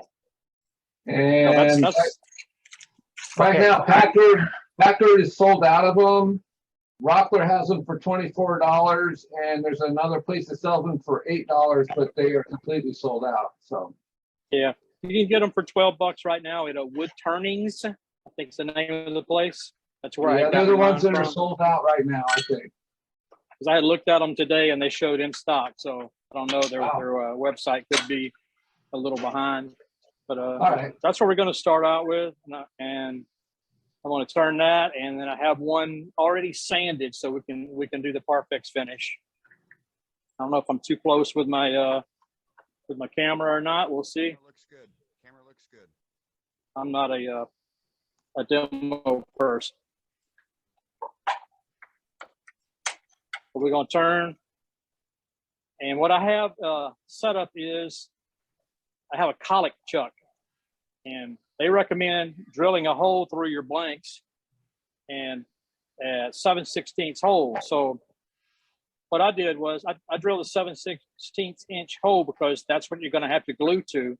But I came up with a 1/2 inch bolt, and it actually can be threaded into there, which makes for a real good glue joint when it's time to glue up. And it also allows you to hold it on a collet chuck, which makes the turn really fast. And you can use some small pieces of wood that way. But that's what we're going to do. And we're going to start out probably around 2,100 RPMs, and we'll go from there.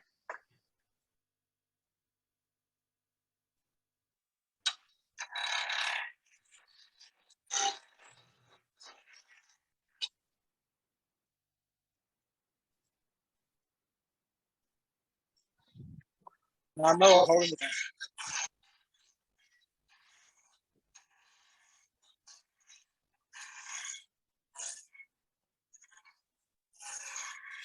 I think I had determined we're going to turn down to a little under an inch will be our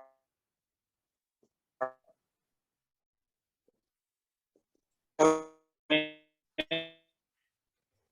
then the dimensions are going to mix. We're not flat yet.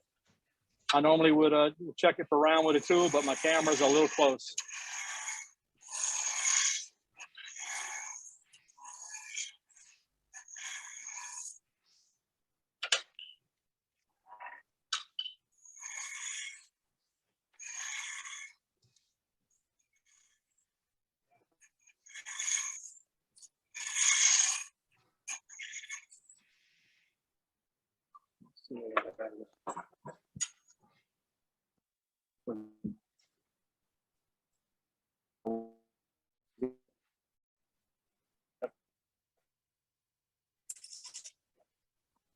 Japan plum. So usually these fruit woods, you never know what they're going to do. They may have cracks in them, or they could start a little bit. See if I can slip this in there with the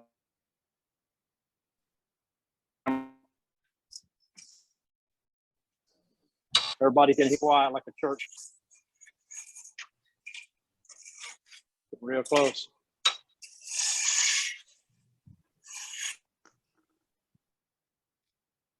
Members, Billy's bandwidth is a little bit low and he keeps skipping in and out. Let's continue with him and see how it makes out. Oh, but I'm sorry. Let him turn. Let's rock and roll. I usually have a really good bandwidth. I don't know what the problem is.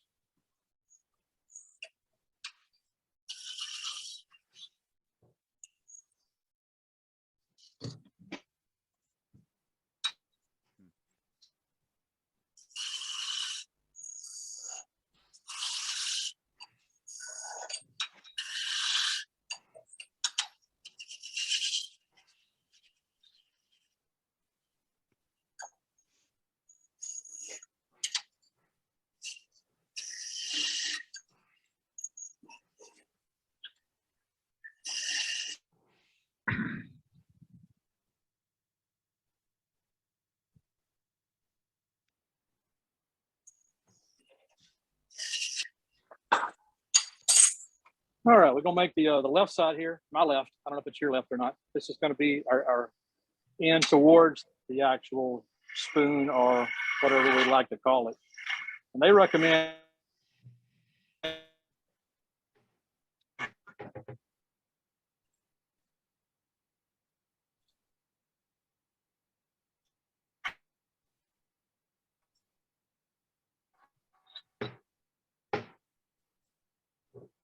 Is it the side of the computer to knock it loose? I had Froze trouble. up, Billy. My Wi-Fi's been giving me fits here in California today. I had to restart my modem 2 times, so. I tried getting off twice a while ago.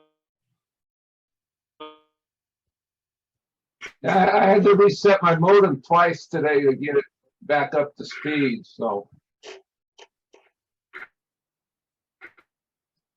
You froze again, Billy.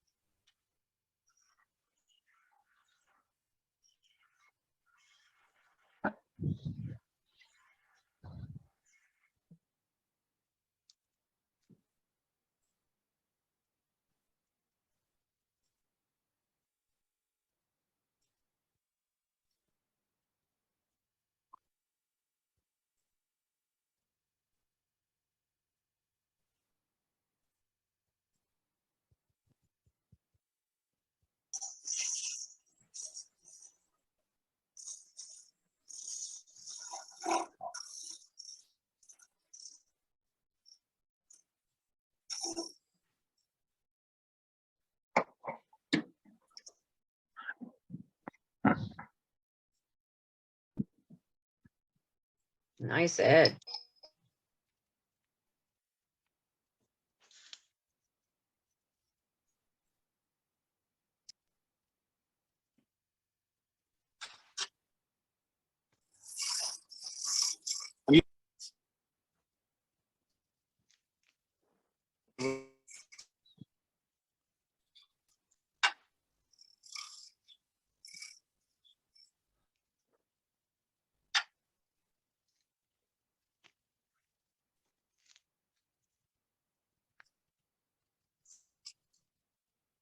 Looks like we're it's got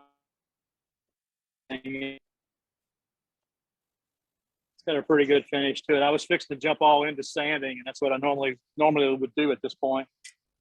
We're doing good on dimensions, which are right where we want to be. What I'll do now is just transition into the next step, which would be sanding. I know a lot of people are wanting to use Parfex. I'm not really familiar with it. We've had people talk about it from time to time, and this is a good opportunity to do a quick demo on that. But this, like I said, this is just a half-inch bolt. I think it's got 13 pitch threads on it, 13 threads per inch. It's just something that actually fit the hole that allows me to assemble the piece and actually utilize threads as a gluing device.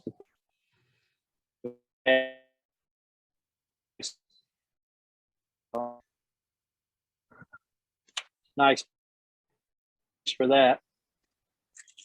So I would need to do one of these. Like I got that just a little bit small, but you do have two options. You can run that with the washer and without. And I think I've found that sometimes it looks better without the decorative washer on the bottom than it does with the extra.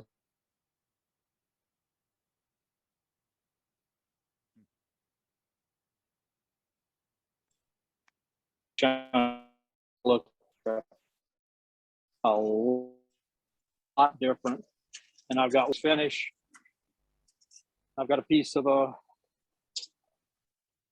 to think what this is. I'm not sure what it's. I'm looking at it thinking it might be mulberry. Not mulberry. Can't think of what the tree's called right now.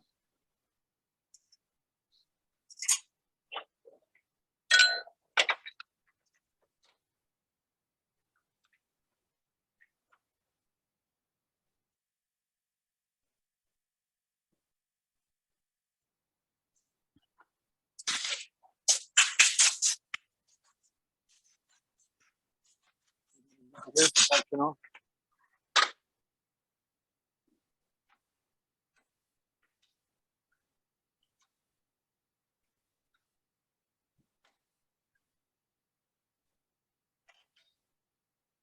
This has been sanded to 800 grit.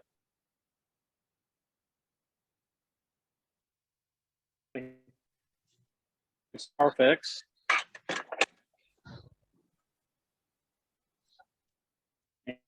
Mark Soleil would say we're gonna put Parfex on it in a random orbital direction.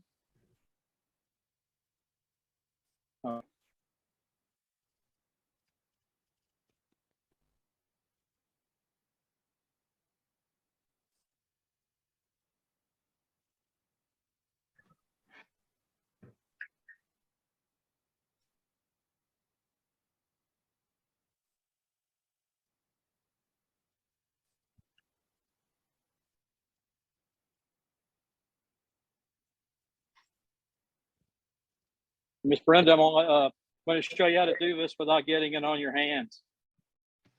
You got to know when to get your hands off of everything and move on.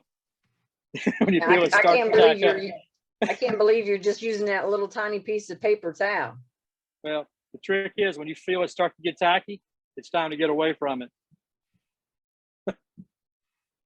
No, I would have already had it all over my fingers.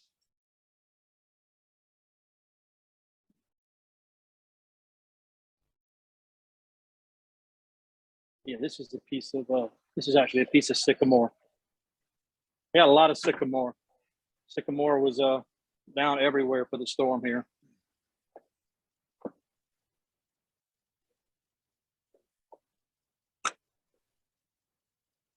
You just use one layer, one coat. That's all.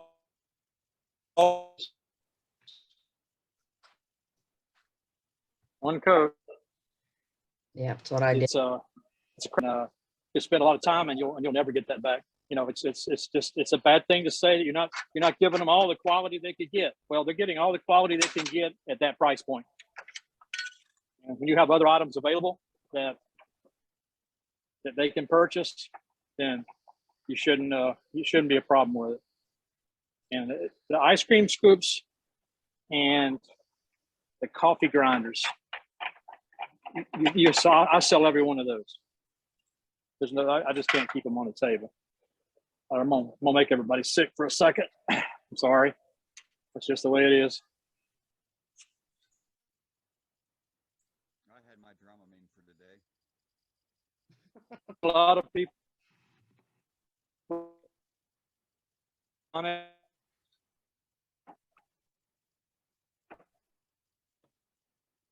Bonex for this and results that are abrasive. I understand that. I run my deal buffing system at about 1750, 1800 RPMs.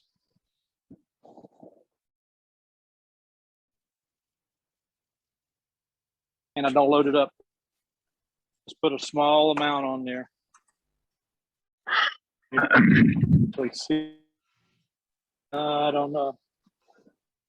A little.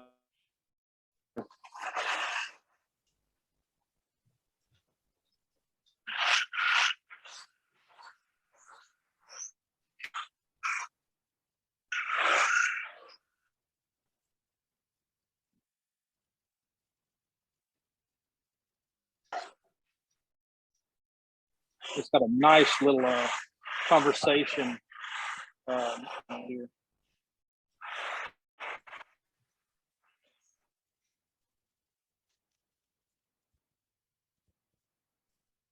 We're not hearing anything you say, Billy. You not hearing me? No. Oh, okay. I'm sorry. I usually have one of the best. I have fiber optic internet, so it's like I usually have the best hookup. I don't understand what's going on with it. It could be one of two things. Are you on Wi-Fi? Yes. That's where your bottleneck is. I've always been but all my Zoom meetings that I do is Wi-Fi. I've never had it any other way. You should wire your computer directly to the modem or to your router, and that will give you consistent. Yeah, but I'm not on my computer. Shouldn't be. He's never had an issue like this before. There's something else going on down there. I'm actually on the iPhone. Oh, it's an Apple product issue too, huh? The Wi-Fi. Okay. Never had an issue before. Yeah, the Wi-Fi is your likely culprit. Dane, we're not hearing you either. There might be a worm in that apple.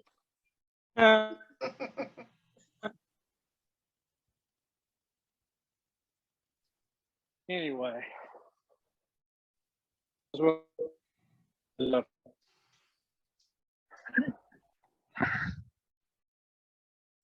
Nice shot. I do like that. Just one Boy. coat. Nice shine. Looks Yeah, it good. looks real pretty. I messed around and dropped it. That was an old man grunt. I have to apologize. I'm taking some medicine. It's making me feel really funny. Don't tell me about that. That's Should what you we're be looking at. should you be working on your lathe then? Yes, there's not a problem. It's an antibiotic. It's a pre-op antibiotic. That looked real, But really it's pretty, making Billy. me very nauseated. Yeah, I like the other scoop kits better. The ice cream scoop kits better than this. But this one requires a little different procedure. But the Parfex finish, and I think I got these for, I think I paid a little under $10 for the kits. So these are $25 all day at the craft fair. Other than the sanding, there's no doubt that I put I think I've made a half a dozen of these. Minutes from start to finish is what I would have in a kit. That includes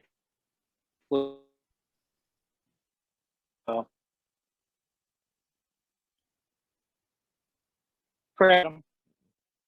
Needs one, whether they think they do or not. One more item I'd like to do. We'll see how it goes. It's going to be a wine bottle stopper. It's a miniature goblet, and these are impulse buys also. And I did the same setup. I've never done it this way. We'll see how it works out. Because we have to drill a hole.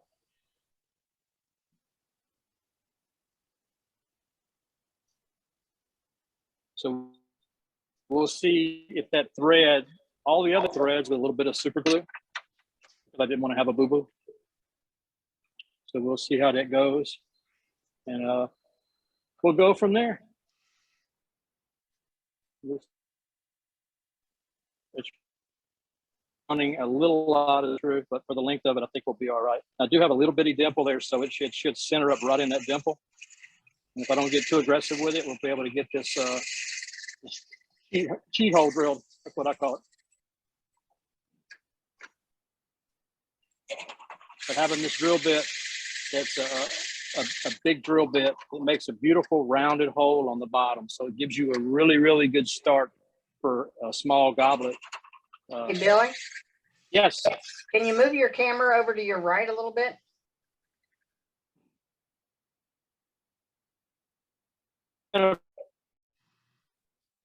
It's going to be a moment. All I'm doing right now is drilling a hole. There you go. There you go. Can you hear me now, Brenda? A little bit better. Right on. I turned the Wi-Fi off.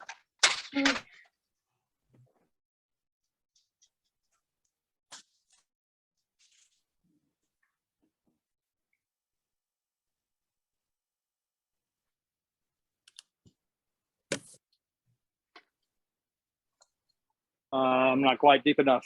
That's the way it goes. Huh? What size drill bit are you using, Billy? This is a 3/4 inch drill bit. Okay. And I'm turning about 600 RPMs.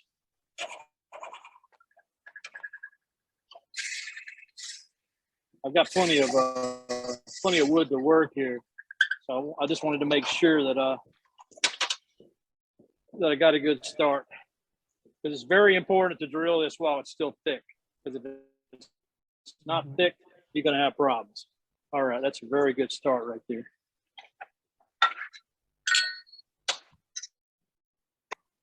bring up some tailstock support because it's going to get thin, and we're going to try to work from this end first. And I did make me a mark where my threaded chuck is drilled in, so we know how far that is. You can tell I hadn't turned in a while. I'm kind of like fumbling around. Been working on my pavilion. My pavilion's kept me busy for some time. It's not noticeable, Billy. Not noticeable, Billy.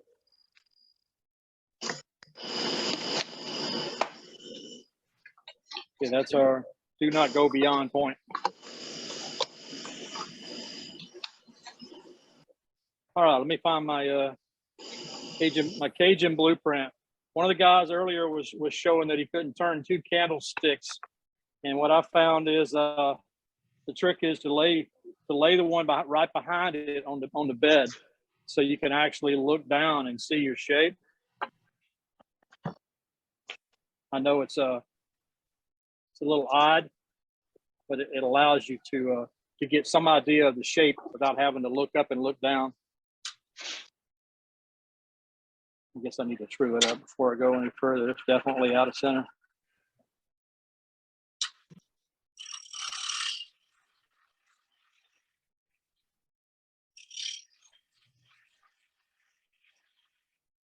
Okay. And we'll bring it.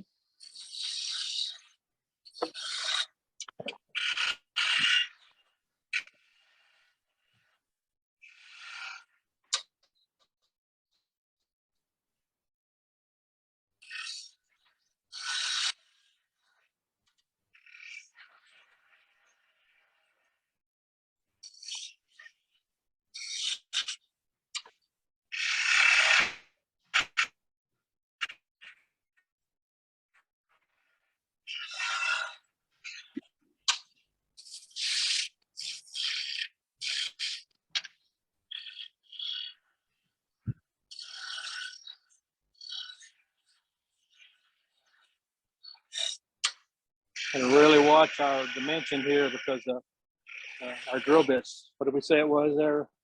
The 7/8? 3/4, I'm sorry. 3/4. So we know we can't get any smaller than 3/4 or we'll make a funnel.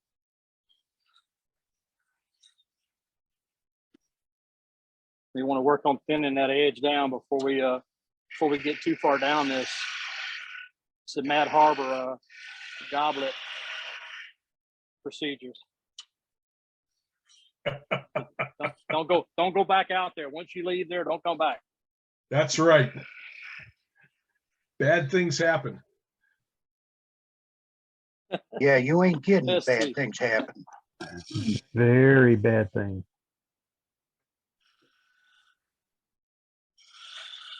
You end up with a ring holder and a cup. Got myself.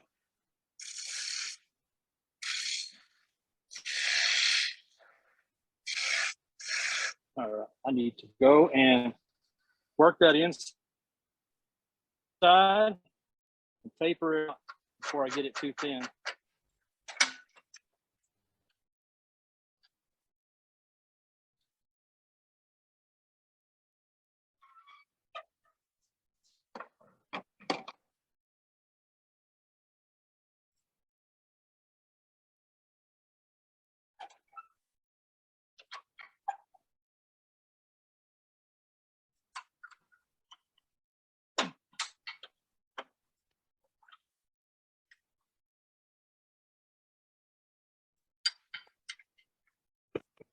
Yeah, it's been about 2 weeks since I turned anything.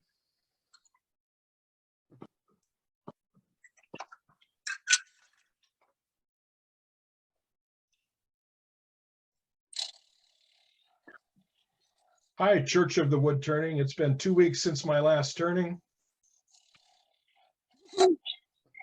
It's a step process.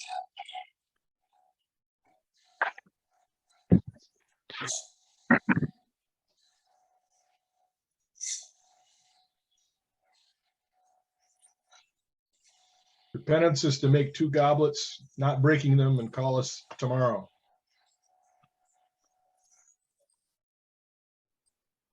Sorry, This I'll whole shut up. process, I know this whole process shouldn't take very long, but I haven't done one in a while. Once you start batching these out, you can really go fast. This piece of wood here, I could easily get 2 off of it.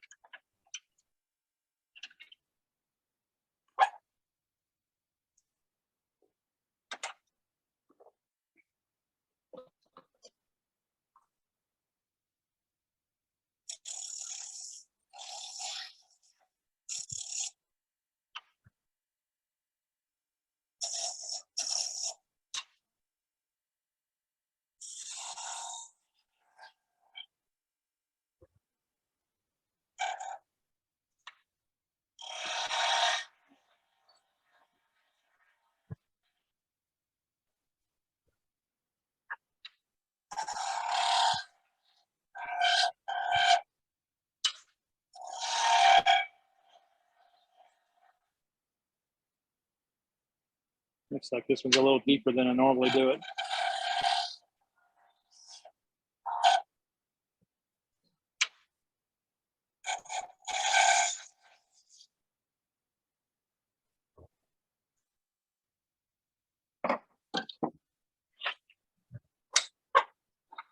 Get some support back over here.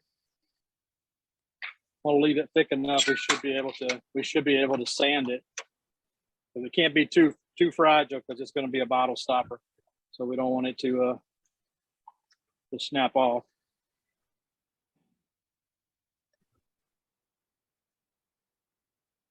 I was told by someone you tighten this up until it just barely stops turning. Just a little support, not too much.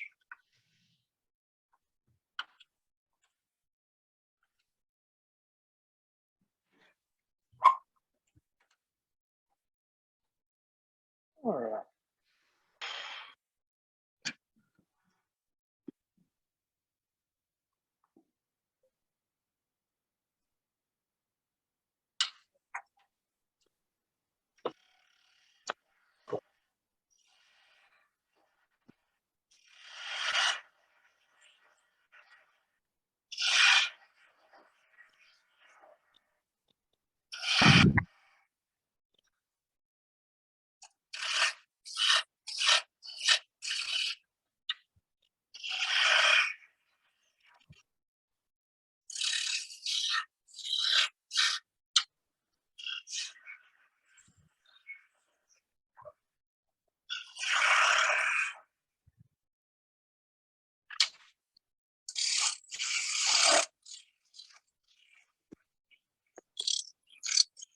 I think we're going to take a little of the length off the top because I made the hole actually deeper than I wanted it to.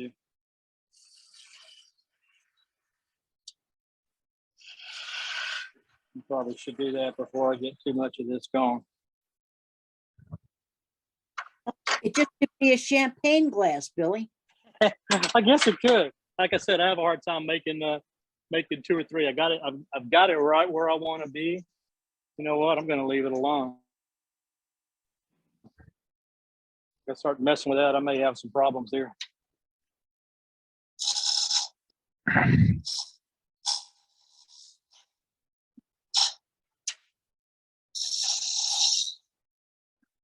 Okay.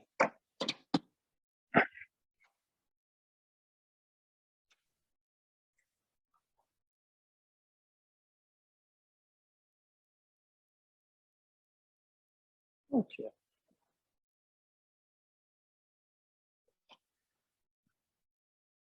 All right, we're going to have to make up our mind where the bottom is going to be. Let's see, somewhere about right in here. Right there. Hello. Right there. Good. Right there. Right there. We'll call it right there. Right there. That sounds good. Looks a little tall. Okay.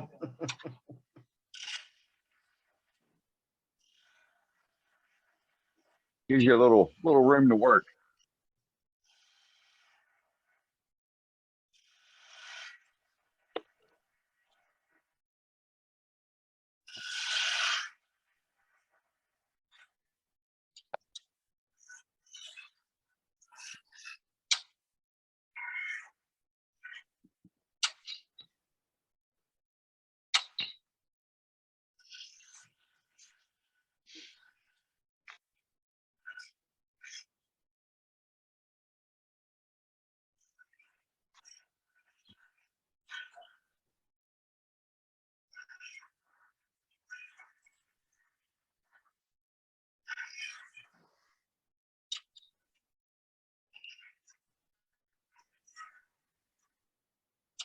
I think we're gonna have more time in this than we did in the other pieces.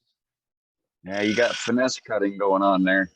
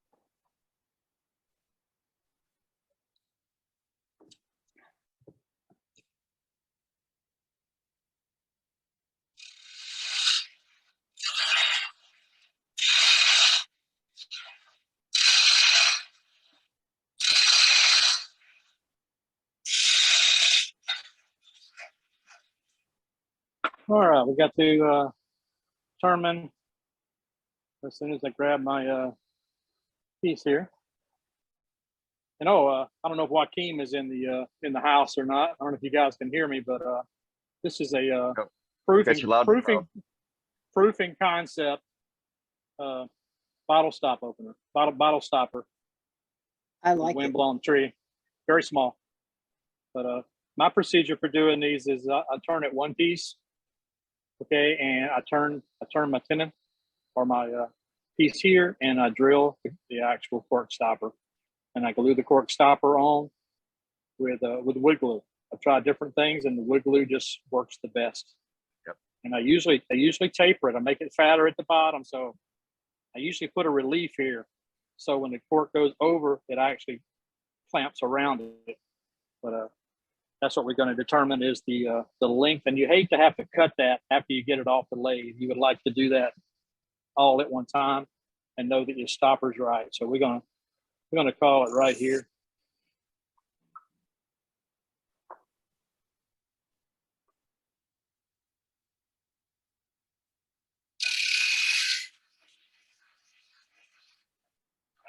Before we get everything too small, we'll do a little bit of sanding. But being for a demo, I really don't want to spend a bunch of time sanding because I think everybody knows how to sand.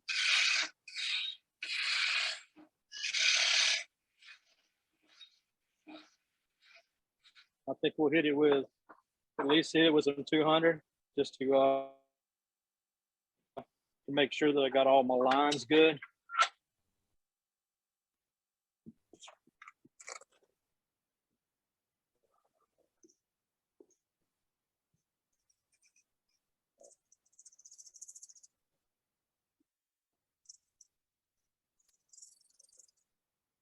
I don't know if this paper is going to be the best for this or not. I'm finding all kinds of, when I clean up my shop, I find stuff I forgot that I had.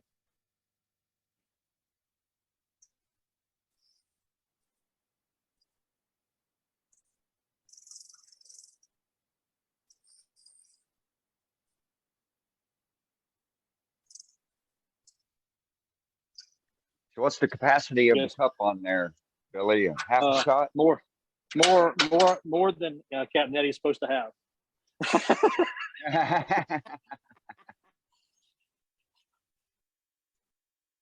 I know I made one of these and a lady just went crazy over it. She says, I have to have that. I said, okay. Right. Well, I'll have to sell it to you. And she wanted another one. Like, well, that's a problem. I only have one. That's funny.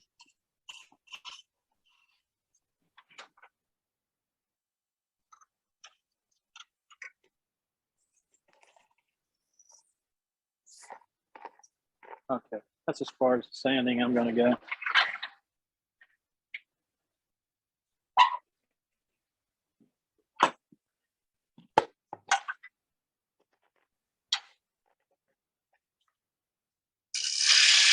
What I've been doing is going 3/8 of an inch And that's the size hole that I drilled. And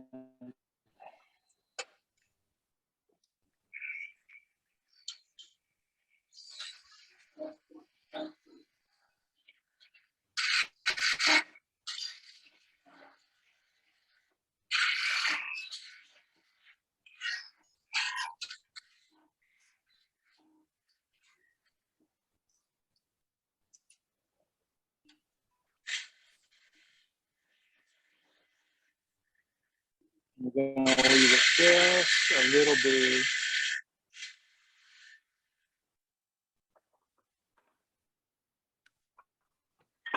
We're going to put us a small relief cut right here for this cork to go around as it slides over. I don't know if y'all can see that very well. Last time I did a demo, my camera was too far away. No, we got it. Yeah, it looks great. Yep, looks good.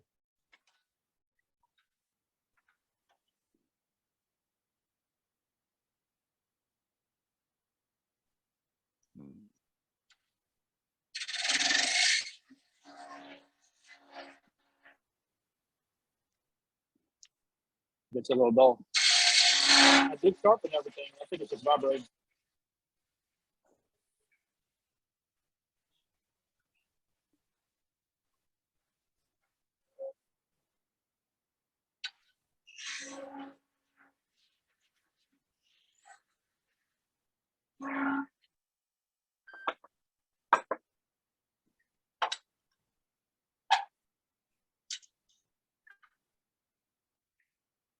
What I love about this collet chuck is there's nothing to get your hands into. If you get it set right.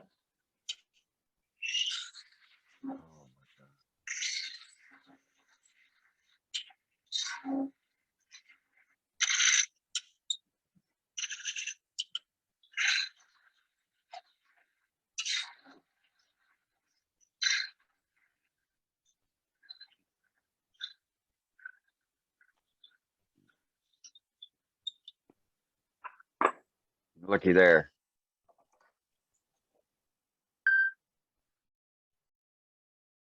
I don't know if anybody else does this, but it sure works really good.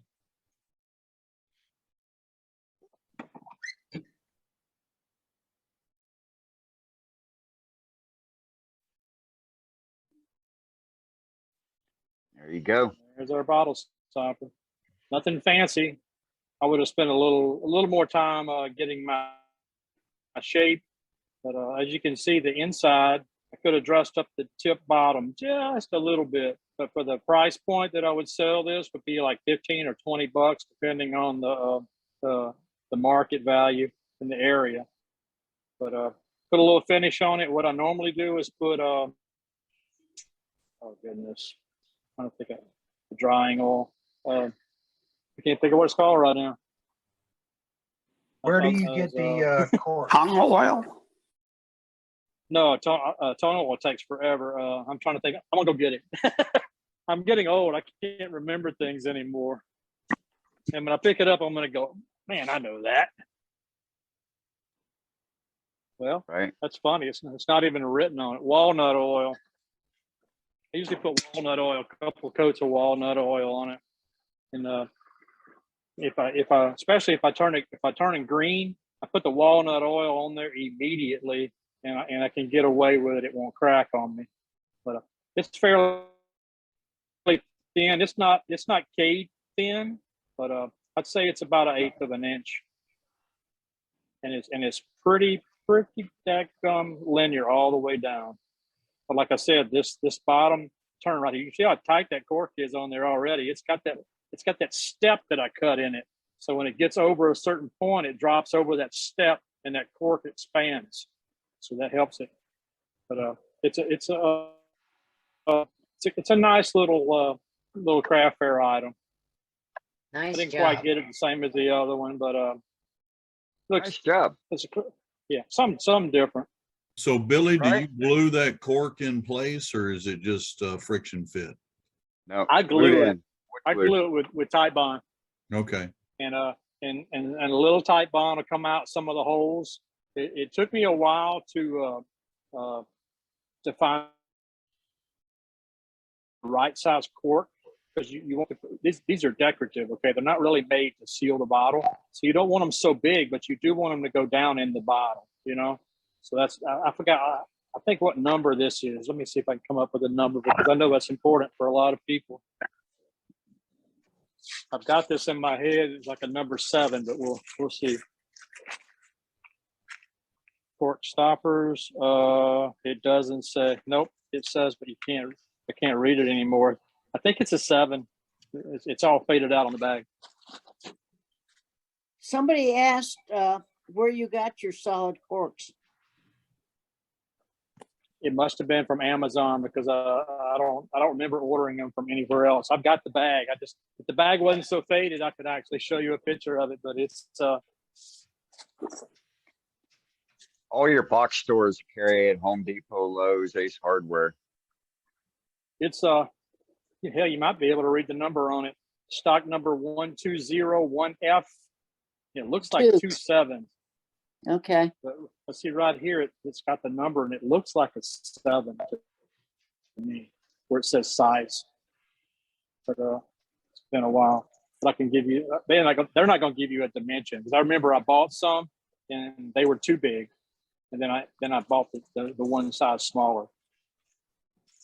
It's been a while since I bought them, or I could go back on Amazon and tell you exactly what size they are. But it looks like a 7 to me. And if they're too big, you can always turn them on the lathe. Just make That's sure right. you got a sharp skew. Just make sure you got a sharp skew.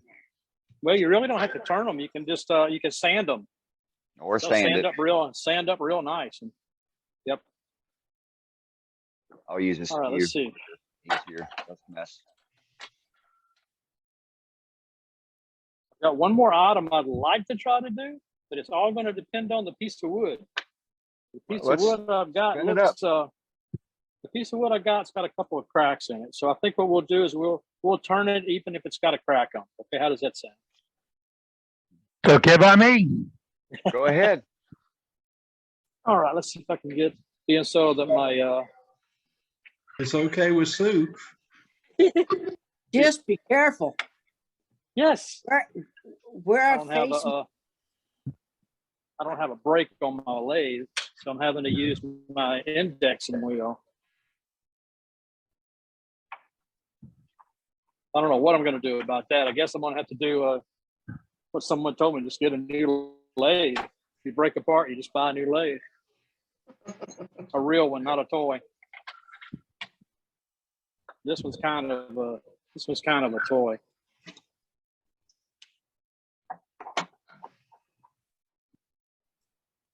Doing a good job, Billy. Really appreciate you stepping in and doing the demo tonight. It gets my mind off of this medicine I'm taking. Yeah, that's good. I know I appreciate it. I know the rest of the group does too. At least most of them do. I do. Yes, thank you. Yes, we do. It's like I said, I didn't really have anything specific different to turn, but all right, I had marked this, I had turned this around, and I had marked my number 1 position.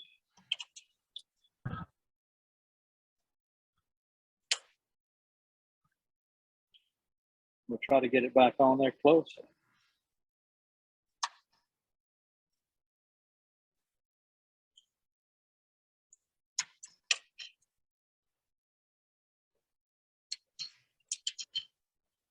These are some long nose jaws. I've never used them that much, so we're going to see. I do Now like that. I got to tell myself what I'm making now. Because let's see, I'm making what did we call it before? A wine glass stem. Oh man. Stem glass. Stemware. Stem support system. Stemware. Stem Well, the support jaw- the- system. Well, for the wine jaws are glass. sure shiny. Oh yes, they are.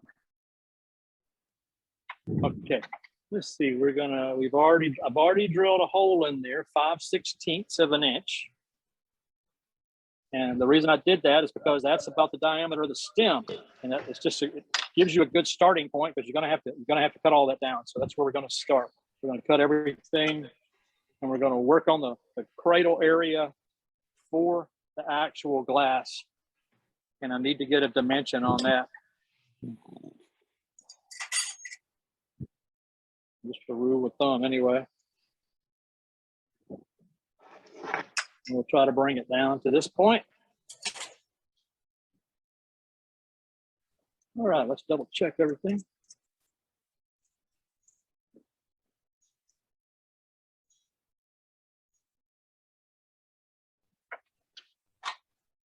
Okay, we're going to bring our dimension down. Rough and gouge.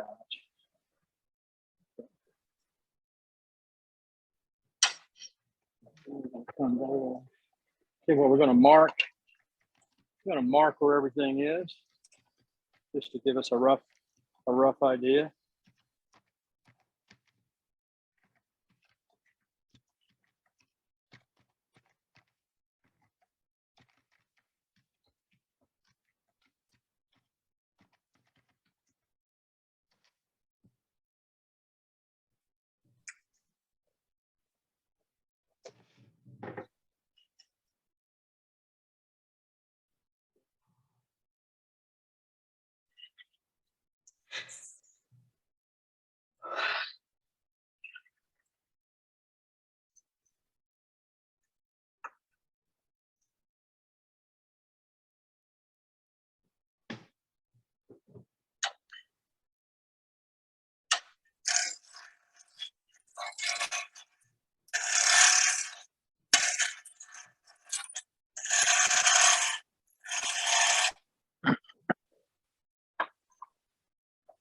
Get my dimension where it needs to be right here.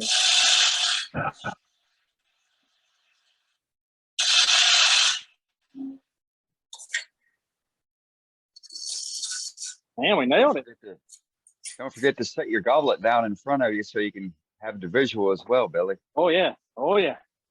We just need to get my first dimensions down. I'm a firm believer in the step technique. Yep. It's kind of a slow process, but it keeps you out of trouble. Yeah, or at least it helps, right?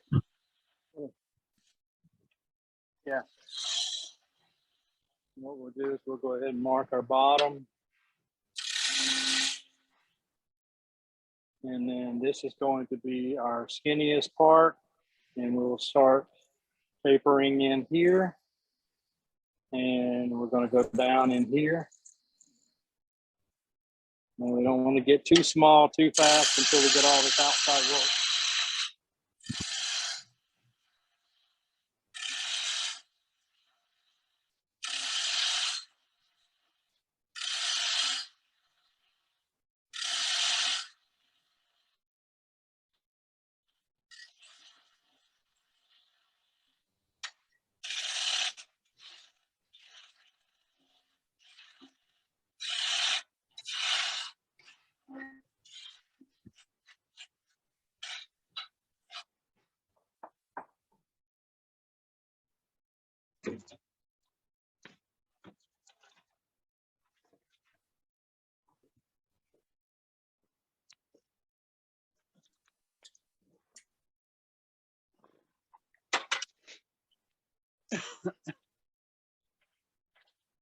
Yeah, we've still got quite a few cracks. I'm hoping to turn some of those cracks away.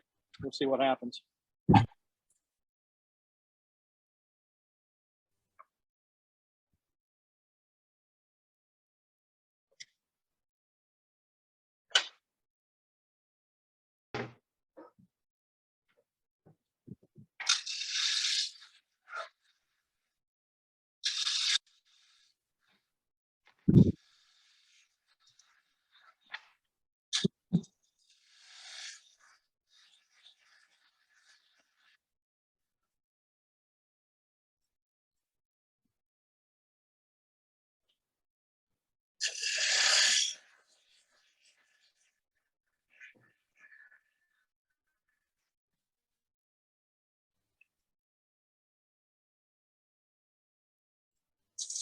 I know y'all can't see.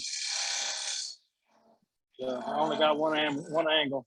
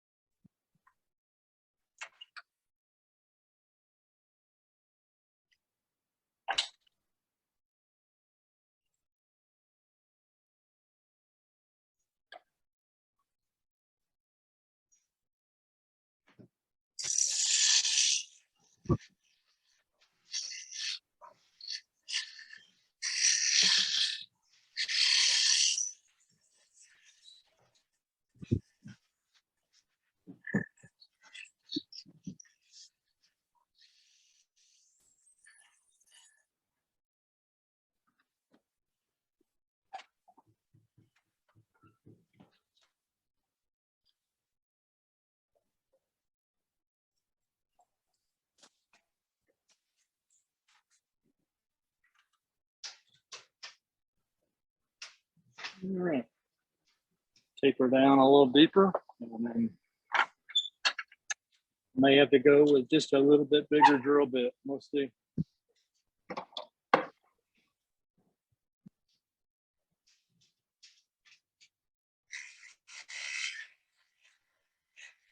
What tool are you using there, Billy? It's a little hollowing tool. I don't even know who makes it. It doesn't even have a name on it. I want to say it was a set. I know where I did not get it from. It did not come out of New Orleans. Probably should have. Is that a hunter carbide? I don't know what you mean. It's a real small carbide though. Right.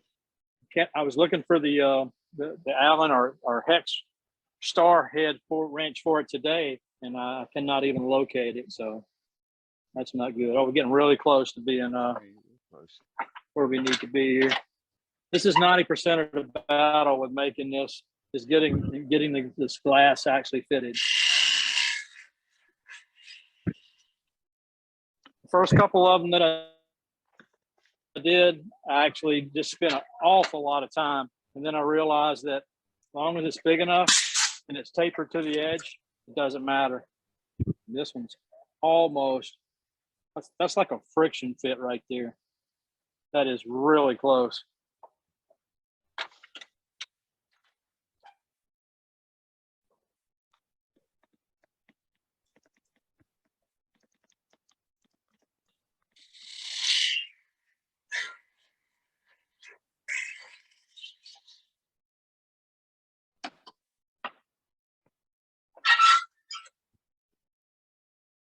I'll mess around and drop this glass.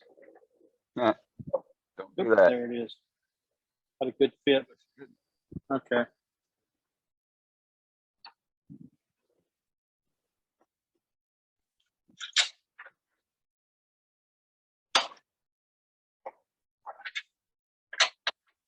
What I've been doing is making it a real fine feathered right to the edge. I don't know if that's going to hold up. I haven't glued any of them yet, so we'll see. And I'm planning on siliconing them, but I've been just doing a real fine taper.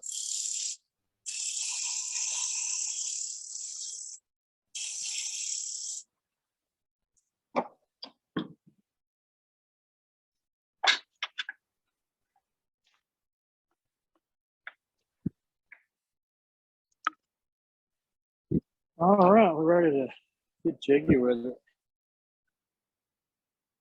Now it's just all down to, probably should get some support on it here. At some point I will get some support.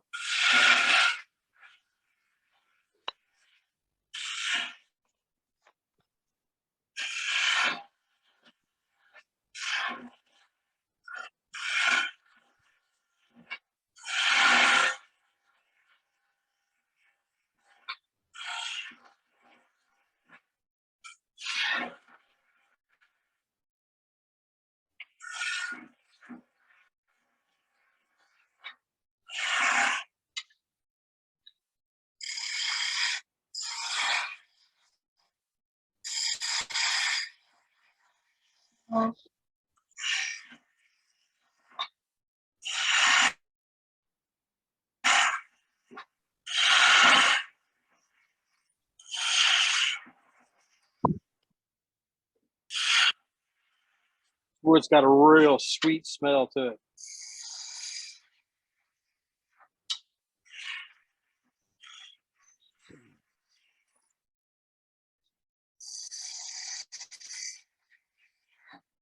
What kind of wood is it again, Billy? Japan plum. My neighbors lost it for the storm, and it's some kind of fruit wood. I guess it would be it's a plum tree, a Japanese plum or Japan plum. Okay. Envelope, whichever way you want to call it. Hey, I got the whole tree. I went and helped them cut it down because I wanted it really bad. And then once I got it and realized that I kept trying to protect it, it started cracking really bad. And I was doing everything that I possibly could to keep it from cracking, and I just couldn't stop it. So I just had to pretty much do what the guys in the UK told me. Says just let it crack, cut it around the cracks, just get what you can get out of it. Man, I did. Yeah, good idea. Everything that I possibly could think of, sealed it up, and immediately broke it down to sizes that I thought were correct.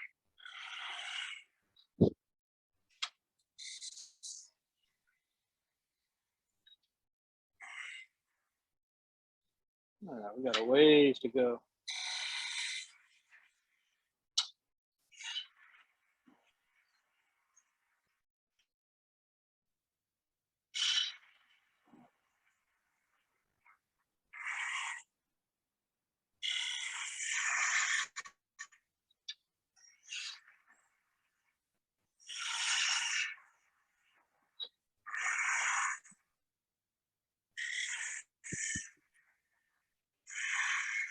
All right.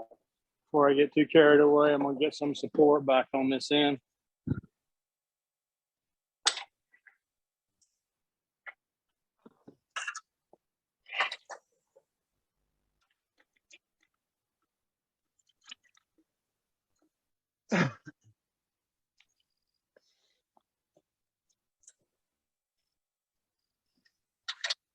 These extra long jaws give you a little more room to work. Yeah, it's good about getting you away from the headstock or from your chuck. Well, being left-handed too, because everything kind of you want to feel like you want to come from that direction.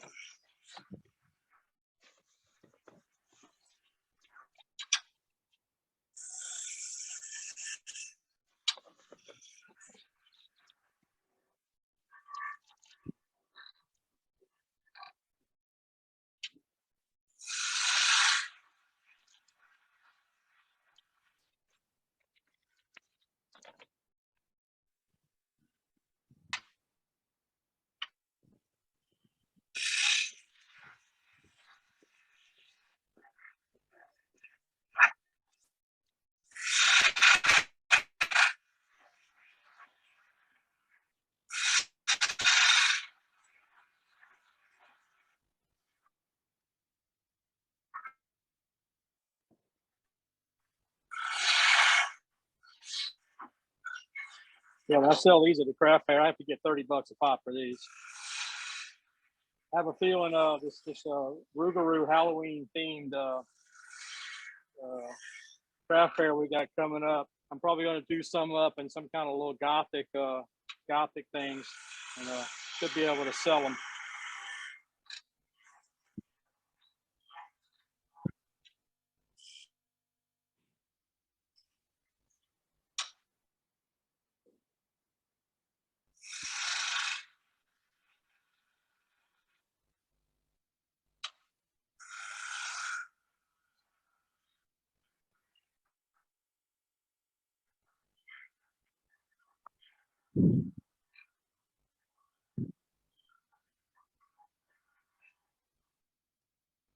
Let's take a look at what we got.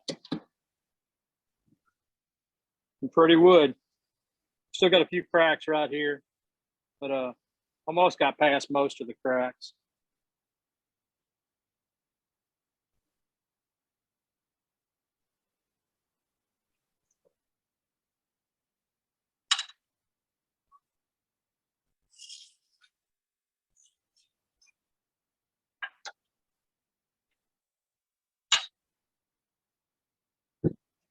That's part you can't keep straight when you don't turn for a while.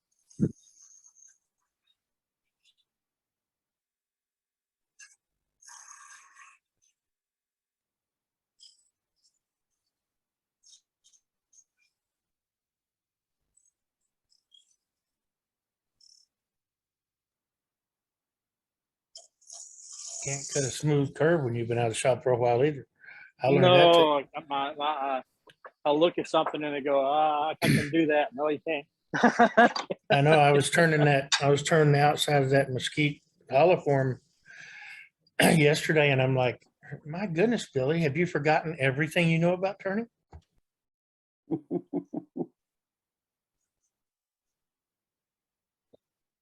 Did You're not you the ever only get an one answer? that's ever felt Did like you ever that. get an answer, Billy? No, I didn't. But I had okay. I had spots, and it was horrible. Whenever That's I what ask I'm gonna myself go that back to. question, I get an answer back, yes.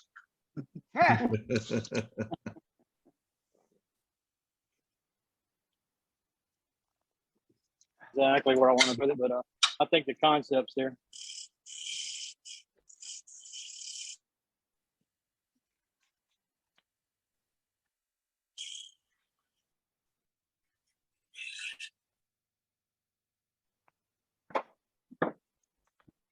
Got a little bump there. I think we are really close to showing the concept. I don't want to take y'all through all the sanding, but Oh, come on. We want sanding. oh my God.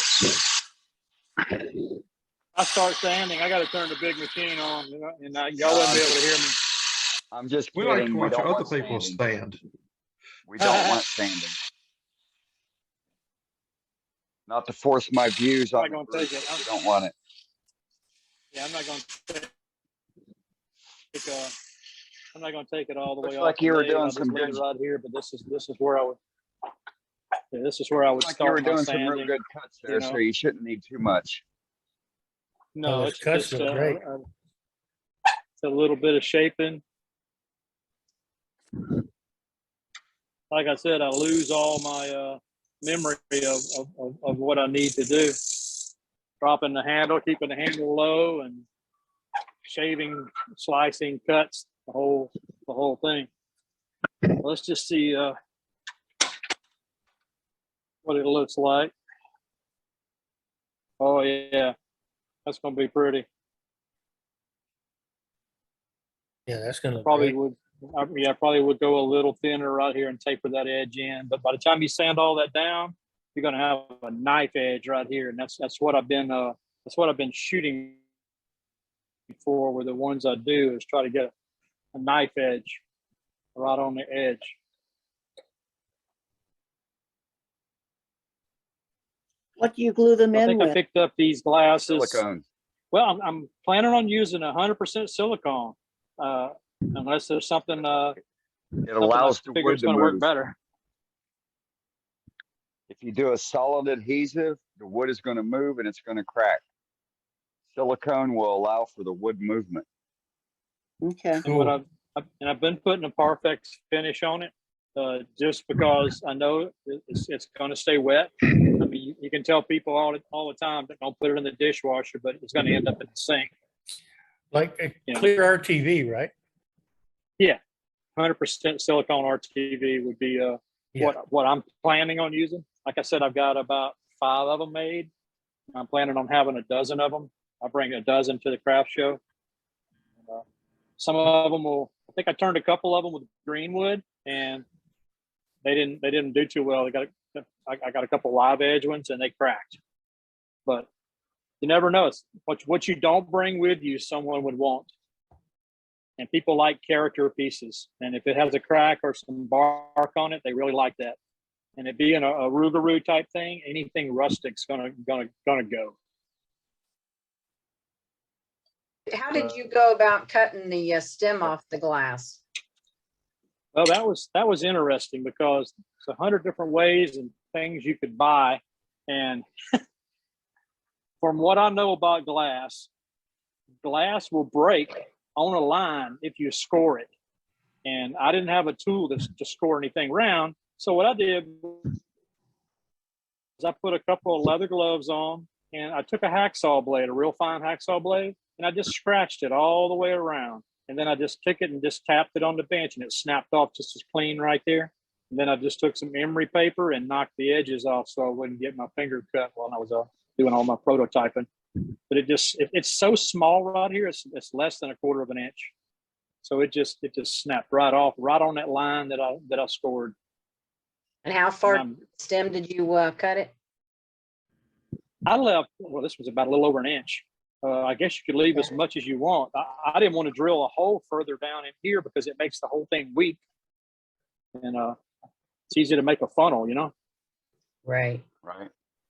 The wall is fairly thick. I mean, I got a 5/16 bit in there, you know, that's the hole that protrudes so far in, the 5/16 down to about here. So yeah, and you're going to need a little bit of weight about right counterbalance there. for the base. Yeah. And this piece of wood is actually the diameter is actually almost too small. I thought I was going to have, I got another piece over here that's got a worse crack. It's just 2.5 inches. That's what it turned down to. But you can see it's got a little crack right here. And I'm probably going to hit that with some super glue before I sand and just fill that in. I was pulling my brown glue out and it's dried up, so I can't use it. But instead of trying to hide the crack, I was going to emphasize it. But yeah, highlight it. Yeah. But put some chartreuse in there. Gives it character. This wood really pops. I think this is a actual piece of it. Yeah, same wood. Yeah, this is sycamore with a Parfex finish. So it would be the same exact color as this. Yeah, so it's got some real character to it. Yeah, nice really job, pretty. Billy. Yeah, but yeah, that's all I got other than turning an offset Christmas tree, and I don't know if I can do that. As you can see, this was just a proof in concept one, and I did buy. Oh man, what is Miss Niles? I bought Miss Niles' little offset turning jig that I have yet to be able to figure out. I know I can't do the tree with it because it's not an offset taper; it's an offset. So it's made mostly to do jewelry with. So once I figure that out, I might come back and show you how to use that because I don't know. I damn sure don't know how to use it. If y'all know what I'm talking about. Yeah, Exactly, Billy. Oh yeah. The Ruth Niles joiner jig. Yes. Yeah, I'm gonna. Yeah, I've got one of those and I've used it. I've done some medallions with it. But you can turn offset little goblets and stuff like that. Anything that'll fit on it, you can turn. Yep. Like I said, the joiner I jig. thought I was going to be able to do the Christmas tree with it, but see, it offsets, but it doesn't taper. So you would be able to get an offset, but not get the wind blown look. And that's really what I wanted to do, but we'll figure it out. I'm going to use it for something. Do you remember the demo we did for this? But it works. The demo I did on that offset tree with the help from Joaquin Vincent. Do you remember that? Nothing stands out about it. It was about a year ago. I remember About a you year doing ago, it, but because we showed how to do the offset and how to move it around. So, but we Yeah, moved search it. YouTube for it.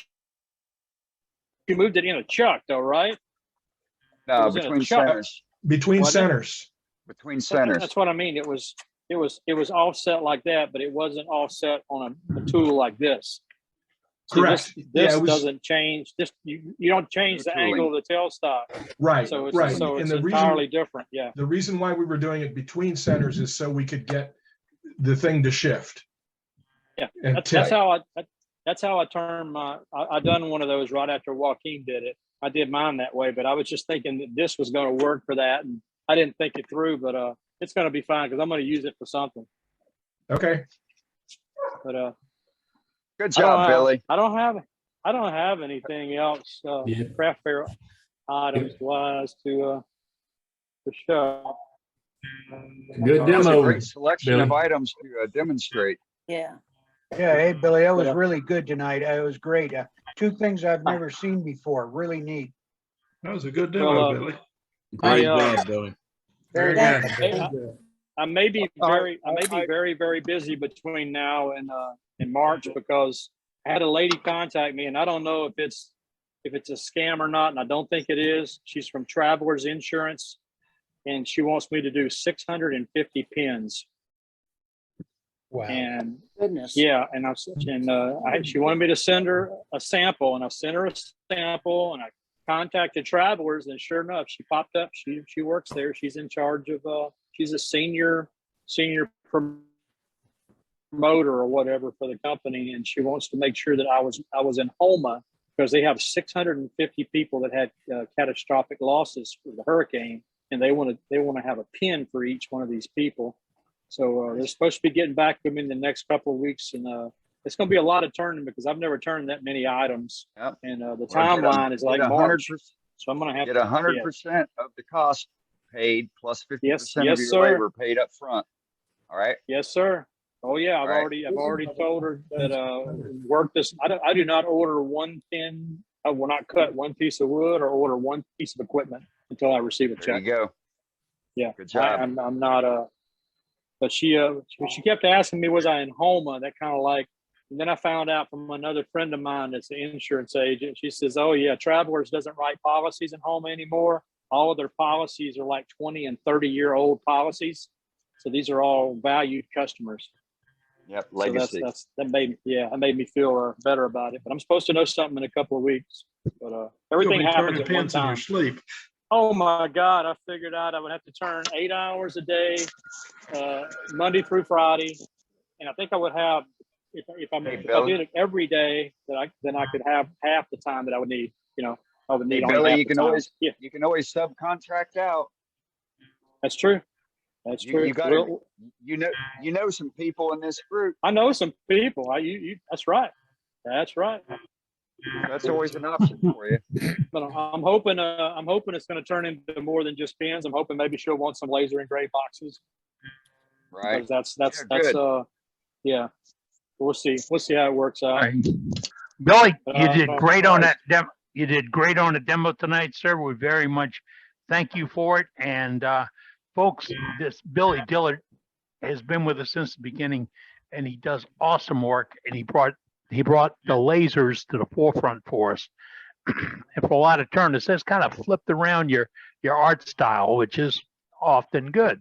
My daughter used to do acid etched glass work, like Billy's got that glass there. I would do the same bases and give them to her out of scraps of exotics and stuff. And she would acid etch the glass. And one day I said, where do you get the glasses? And she would go to Dollar General or Dollar Tree or Dollar whatever, because there's a made of them, and order. She'd pick one out of the on stock that she liked, and then order them by the case, and they would ship them to the store by the case.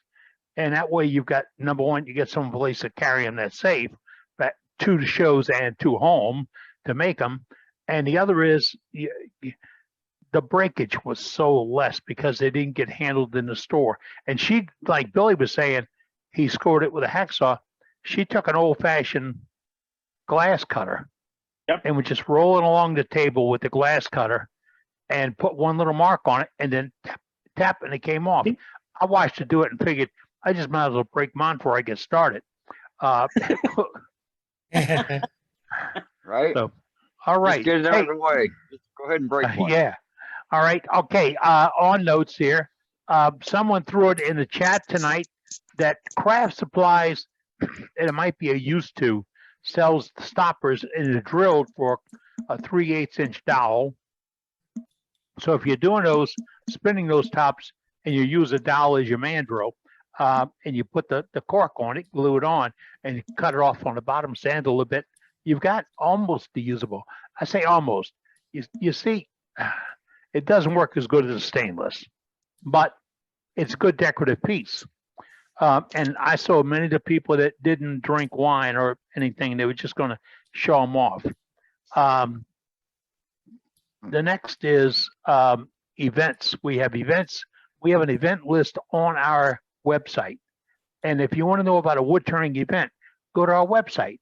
If you want to promote a wood turning event, regardless of what level it is, if it's a pay-per-view, a free, a club, or anything else, put it in chat. Dave Rhodes, our webmaster, will take it and place it into our events calendar.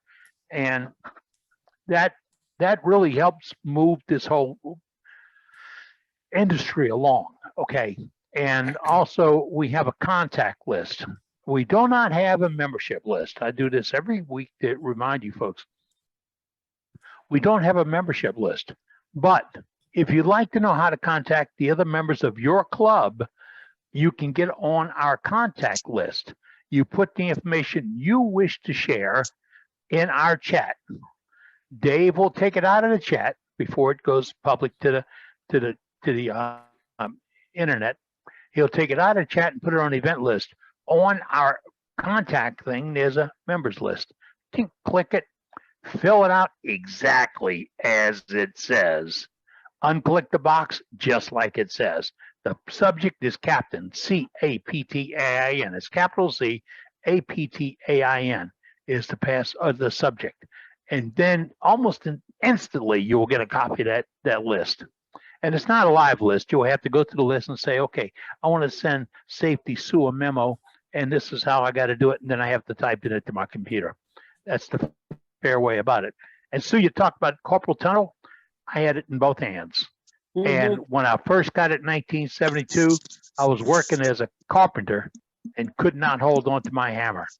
That's how bad it got before I found the doctor that could tell me. Two doctors told me, you just got to build up your strength. And the third doctor sent me for this test that was unbelievable. And they said, oh, you got carpal tunnel. You got to get that fixed. And I've had it in both hands. So it will affect your turning, your use of tools. I've known a couple of motorcycle drivers who have gotten it because of the constant grip or hold on that they do. So that's it. Dane, do we have anybody booked up for October 5th or October 12th? Yes. Okay. Pick me a date in October we can do the tips and tricks. Do you have one open? Let me pull up my calendar. Okay. Because we did tips and tricks a couple of months ago, and it was a fantastic evening.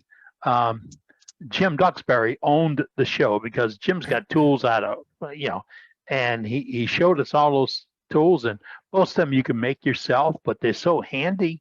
It was unbelievable, and that's what tips and tricks does for us. It lets us share. How about the last Wednesday of October, the 26th? 26, October 26th is tips and tricks. All right, we give you just so the group knows, me and Jim have been talking, and Jim is going to be putting together one hell of a demonstration for us, but it's going to come in probably later November. Because he's got some predefined stuff that he's got to attend to already. Trust me, Jim, we can live with that. Jim will be on the books, and he's excited to be able to do it for us. So, all right. And this is open to everybody. We talked about Jim because Jim stepped up. he saw and heard what we planned on doing, and he went to his shop and he looked at the things he had, and he said, you know what?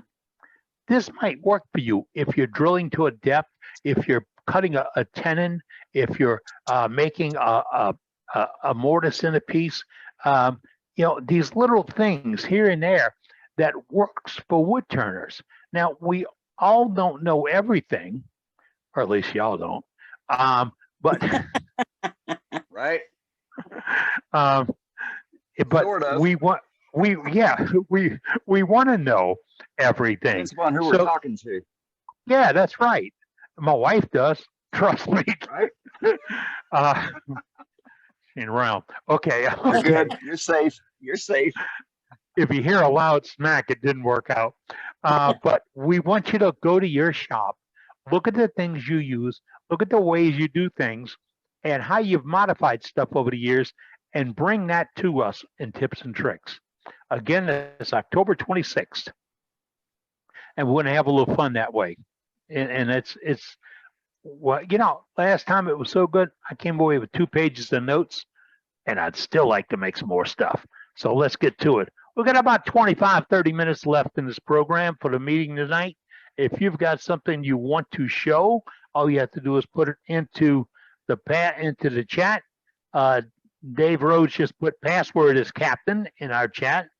And Jim Selby said he's still collecting pens for distribution, active duty Navy and Coast Guard, and he put his address in there. So if you turn and print pens, and we're still looking for pens and turnings to be sent to the 101st Airborne 5,000 soldiers deployed in Romania. Yeah. So if you turn things like that, you can give them away, or you can give them to a good cause. That's it. I'm getting off my soapbox. From home. Yeah, I'm getting off my soapbox. I've been in trouble for that in the last 10 days like crazy. All right. Who we have in gallery? Let's go across the pond to our good buddy Martin Clarkson. He's got a tip for everybody. Hey, there he is. Hey guys. I was just listening tonight, and there was a couple of people mentioned about reproducing the same item, and they find it difficult to reproduce or make 2 of or make 3 of. I just wanted to show you, if you take a standard shape, your spindle shape that most of you will turn, whether it be a goblet, it effectively comes out of a spindle shape. So when you've got a spindle shape, it may look complicated, but if you start breaking it down and make it less complicated, I just did you a tiny diagram here. And if I bring that to the camera, what we've now got is some points of that spindle.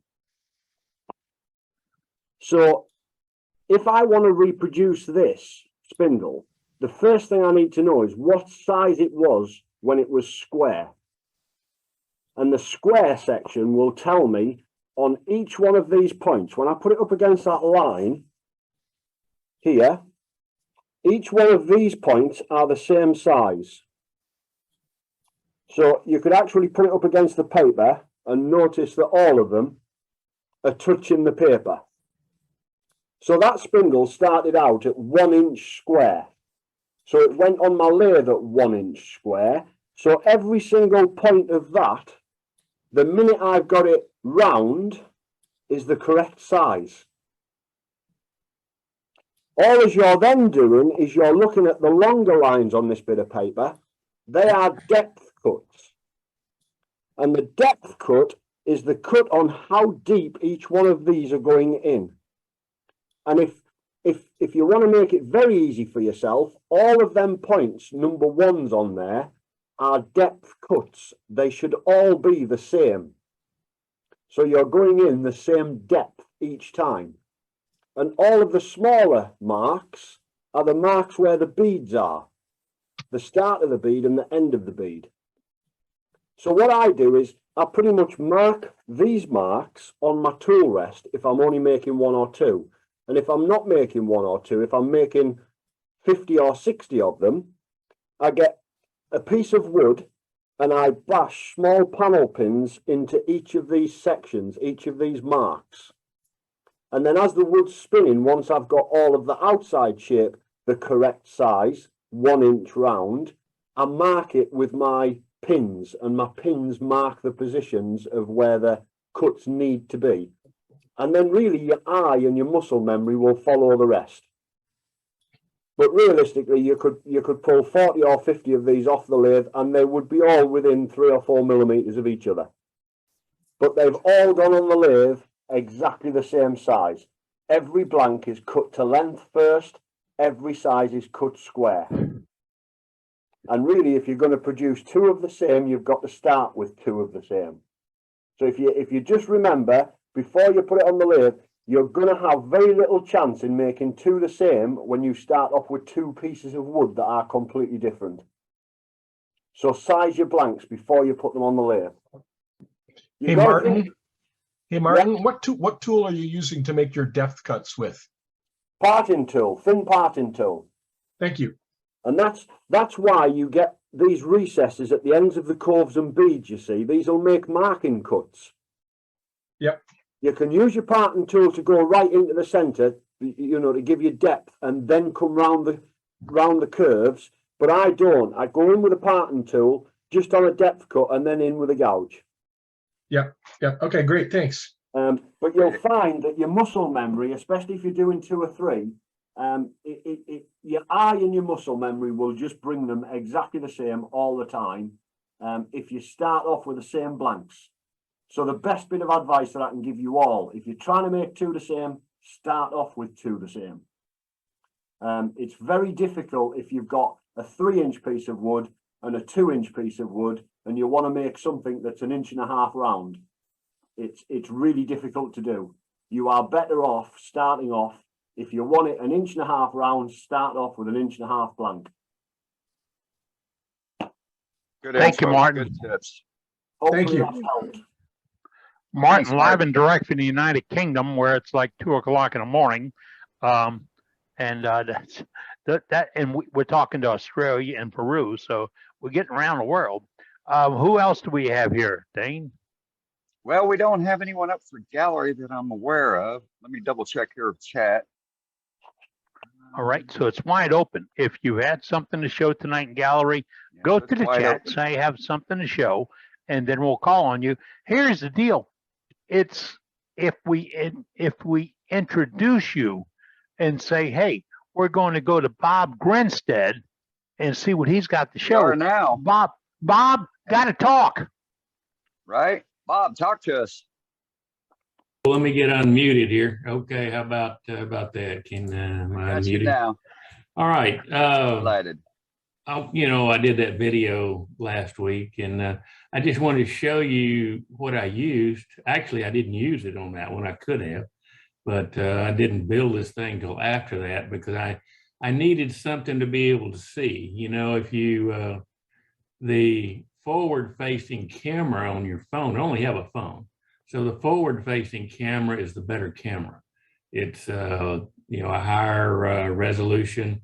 You can zoom in and zoom out. You can do a lot of things with it. If you do the one on the back side that's facing you, and so you can see it, so you can watch it, well, that camera is not very good. So what I did is I came up with this other little device. Let me move my camera around here a minute and make everybody really sick. But this is what I came up with. And this is a, what do you want to call it? This is a poor man's monitor. I'm gonna have to set this phone down. Hang on a minute. Uh-oh, Dramamine time. Yeah, I promise not to take too long here, Okay. guys, but No, take your time. It's all right. But hey, while we got a pause on that, hey, Bob, I just want to let you know, I was contacted by several members last week after your demo about what a great demo you put on. So I just wanted to pass that on. I haven't had a chance to watch it back, but I'm really glad you came through and had an awesome demonstration for us. So. well, I appreciate that, guys. I hope it was good, but I do want to come up with another one. I have another one I'm thinking about, but I just wanted to show you this outfit. I made it out of metal, just because I can, but anybody could do this out of a piece of just a stock piece of 2x4. You drill a hole for two different, what do you call them? Selfie sticks. Here's one, and then there's one for the camera, and there's one at the back here that it's a different selfie stick that I put a mirror in. And the whole purpose of that mirror is though that I can sit on the side over here. Let me turn this phone on just a second here. Let me see if I can get set up here. Yeah, there you go. Okay, so now I got that other camera on, and I can sit over here off to the side because of the mirror I've got behind it, and I can see what I'm actually trying to show y'all. And with the camera. So anyway, it worked out. I think it's going to work out pretty good. It allows me to watch what I'm actually showing everybody instead of having to go back around behind the camera to look at it all the time. That's a nifty idea, Bob. So anyway, this was my cheap monitor. It didn't cost me, I had to buy a little mirror, but that wasn't but I don't know, $5 or $6 on Amazon, and then coming up with some type of a deal to hold the two selfie sticks. And of course, it's in a tripod. Doesn't have to be in a tripod. But anyway, that was my idea. If y'all, that's about it. I hope y'all like it. I like it. Right on. I do. Good idea. Yeah, that's cool. You're a genius, Bob. I Excellent don't know about job. that, but I try to make things easy and cheap. I'm cheap, so. Correct me if I'm wrong. With the phone, you cannot zoom in and out when you're in a Zoom meeting, can you? No, but I can, like right now, as long as I'm on that back side, I can see if I can do it. See, I can zoom in and out. Can y'all see that? Yeah, it's just when you're on the front side, you can't do that. Yeah, as long as I'm using this forward facing, or the normal camera side, you can zoom in and out. But I don't think you can do it when you're in Zoom. Maybe not. I don't know. When you're in Zoom, I don't think you can move. I don't think you can zoom in and out with your phone when you're in a Zoom meeting. I'm in a Zoom meeting right now, and I'm zooming in and out, guys. Yeah. Yeah. So it'll still do it. Okay. But the whole purpose of this wasn't a Zoom meeting. This is for if you want to do a video, make a video, and you guys, there's a lot of guys out here that make great things. And to be able to do a demo, I'm just showing you that it would be an easy way for you to put a demo out here. And if you use a program like that Kenny Master that I used, man, that thing is so easy. I can't believe everybody's not using it. But I'm sure there's, the iPhone has one too. But this thing is so easy. It's just it's great. So everybody can come out with a demo. Right? Yeah, I've still got it. I'm yet to fire it up and look at it, but I've got it downloaded and ready to go. So maybe if I get some free time. Well, good. All right. But anyway, that's it, guys. What's the name of that software? Right on. Cool, Bob. Once again, that program is KINEMASTER. And it's an app. It's an app that you load onto your cell phone, either an Android or an iPhone, either one of them. And you make all the changes, all the editing is on the phone. You can't do it on a PC. So did you put that in the chat? Yeah, I'll put it in the chat. Sure. All right. And it was in last week's chat, folks, if you're looking for that information. And that's what the chat is all about. And before you leave tonight, Donald Masterson in Larvik, Australia, Donald will remind you to say, we all have a job here, and that's what Donald's job is. Okay. Right. All right. Let's go to Terry. Hey, Terry. Yeah. Can you hear me? Yes, Gotcha. Gotcha.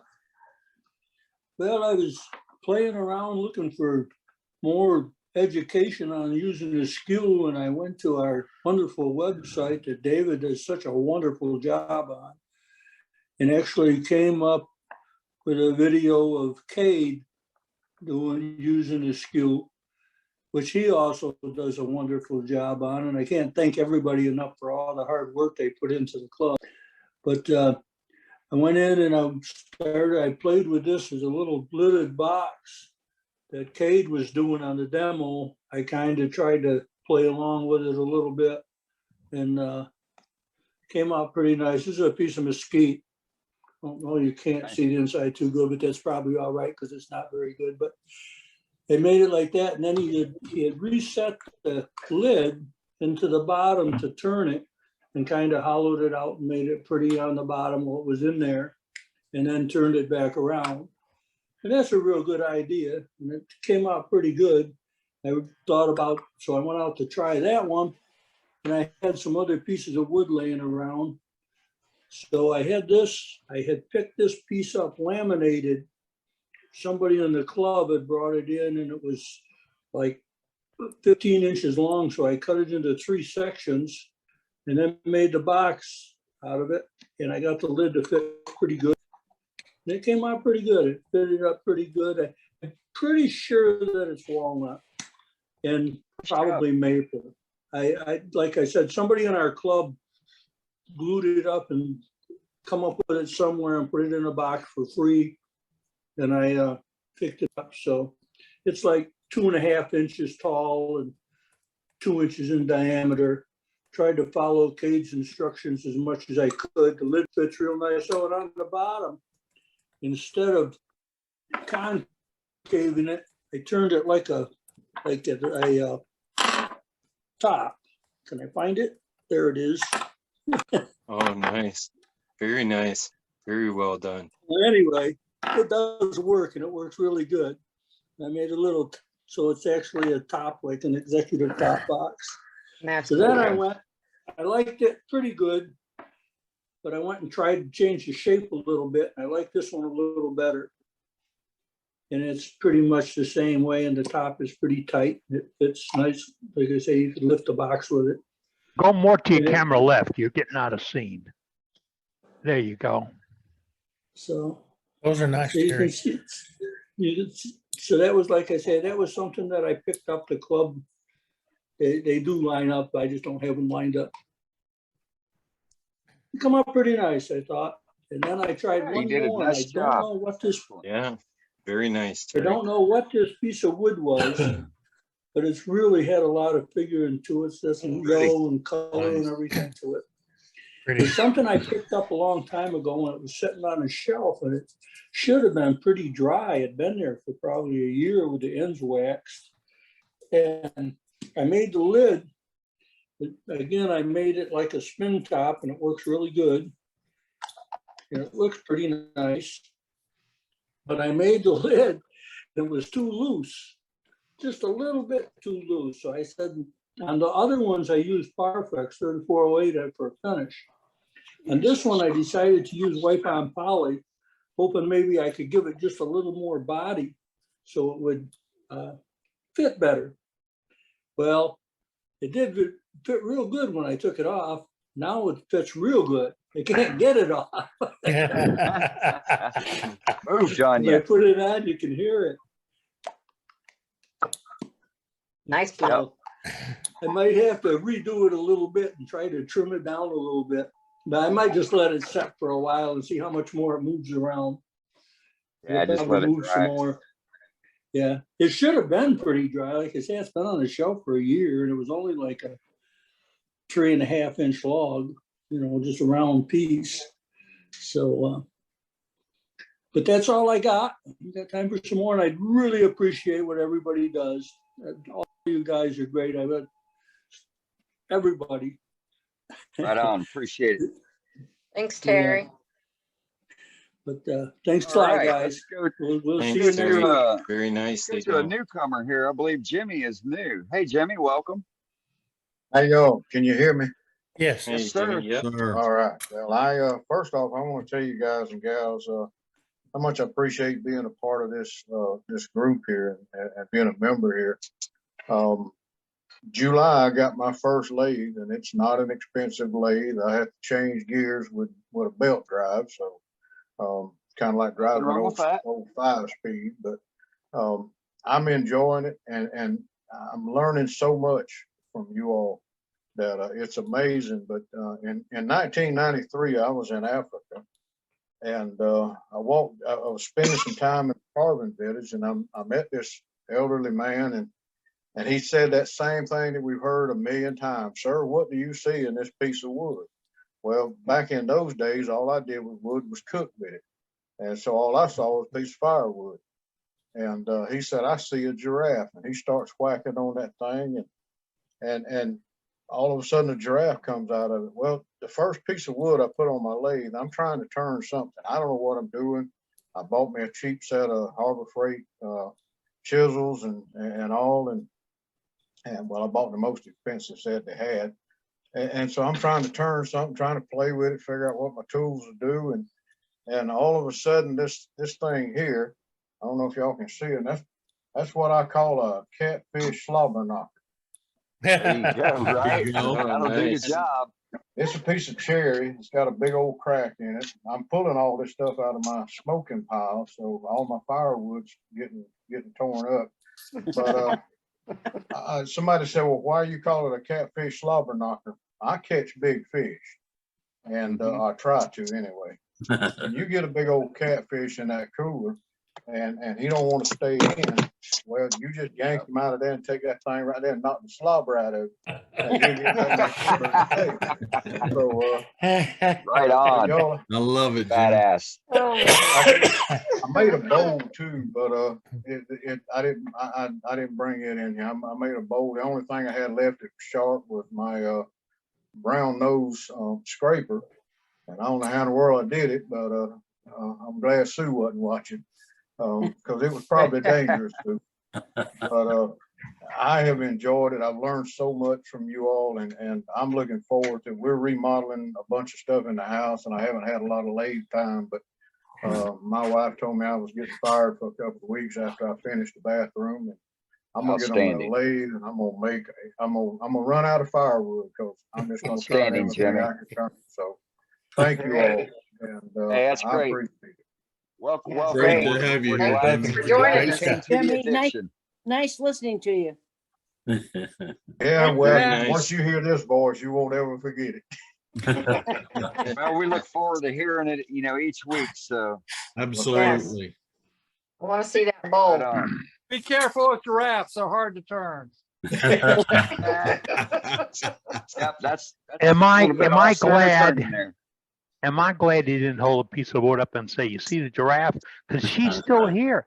She's still in there. I see Brent. I see Brenda, and y'all Brenda know would've she'll pop found it. up. Yeah, you would have found it. All right. Well, let's go to Terry's cohort here. Hey, Joaquin. Hey there. How you doing?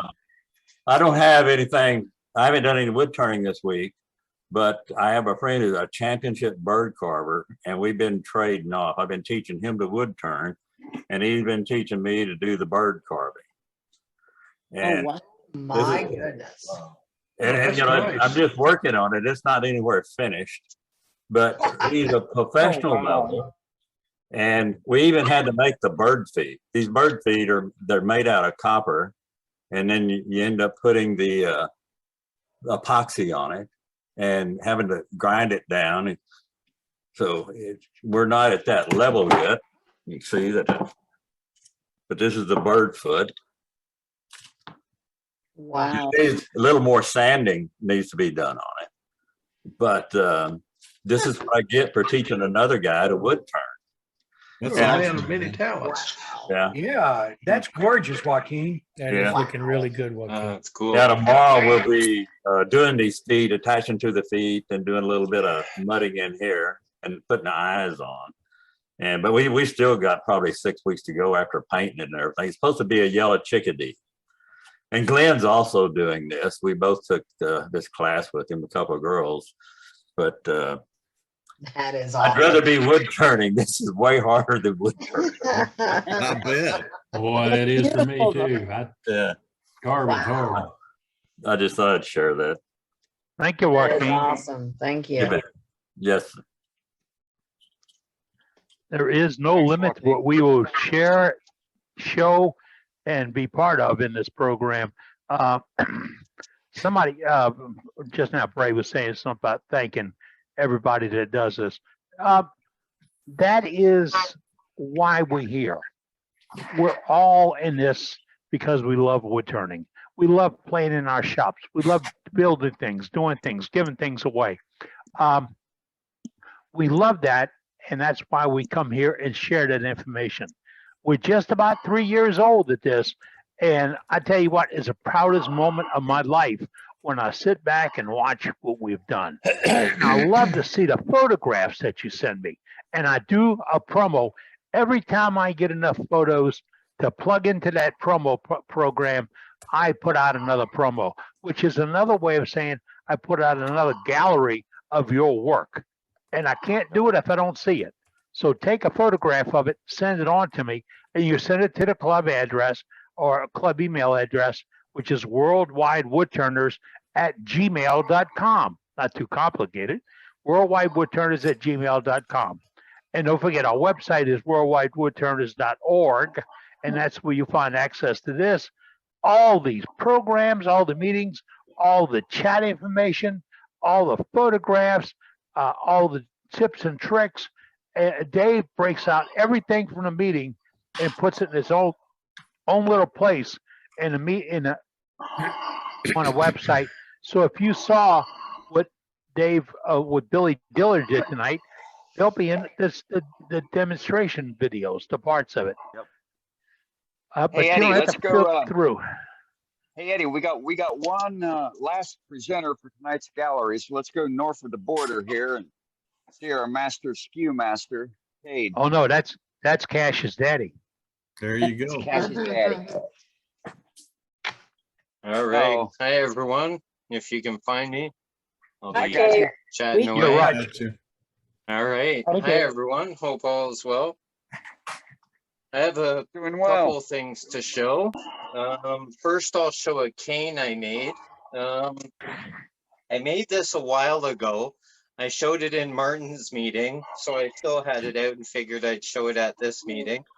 It's a piece of Irish blackthorn that I brought back from Ireland when I was there in 2016. I took some classes and I did some demos while I was there. But I really wanted a piece of Irish blackthorn because I always remembered my grandfather had this really cool Irish blackthorn cane when I was a kid. So I always wanted one and I wanted to make one. And the Irish blackthorn is what they would make the shillelaghs out of. And the shillelaghs were basically billy clubs or sticks that they would walk around with to protect themselves or to fight one another, depending if you were from the northern or the southern part of Ireland. Now, Irish blackthorn has these little thorns on it. And if you get hit with them and you get punctured with the thorns and you neglect to get treatment, they can turn septic. So that was another benefit to using a shillelagh or a blackthorn cane to defend yourself. Now this is the cane itself. To get it home, I had to cut it into 3 pieces to fit into my suitcase. And then I had to seal it with Danish oil so border security would let me bring it in the country. When I entered the country, they asked me, did I have any wood? I said, yes. They said, is it sealed, varnished, stained, painted, kiln dried? I said, all the above. And they just let me go through without searching me. So this is what I brought back. I reattached it with some white-tailed deer antler. I turned the ferrules on the lathe. They have collars on the wood shaft themselves, and they have 3-inch of rebar that go into either side of the cane for structure. Yep. And then I have another one here, which is white-tailed deer antler again, a ferrule with colors on the wood to give it strength, and rebar that goes 3-inch the shaft and into the handle, and they're all epoxied together. I wanted to leave it with the bark and some of the gnarly thorn spikes on it, just for added effect. But then I carved away the top part for color contrast so I could really see the grain of the wood. And then in memory of my trip, I laser engraved Ireland 2016 Blackthorn, and I signed my name. So I'm keeping this for when I need a cane again. There was the time I did need a cane. I had a severe work injury, and I had to learn to walk again. So I had to use a cane for quite some time. So this was used for many years. And then eventually I just kept up with my own physio, and I don't need it anymore, but maybe when I'm a little older, I may need it. I've also been doing a couple of things with burls. Actually, I can share. Can I share a photo? Yes, sir, you may. Sure.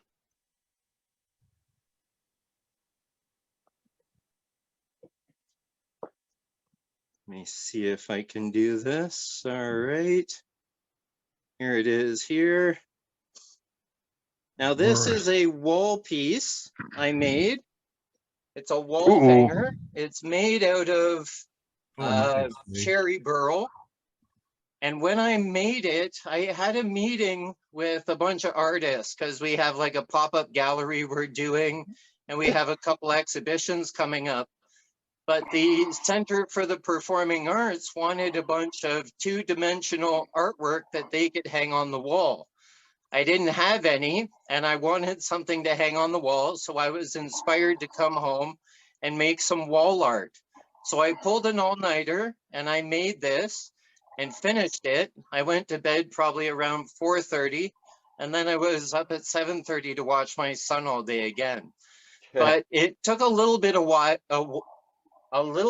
time because the center medallion is gilded with gold flake.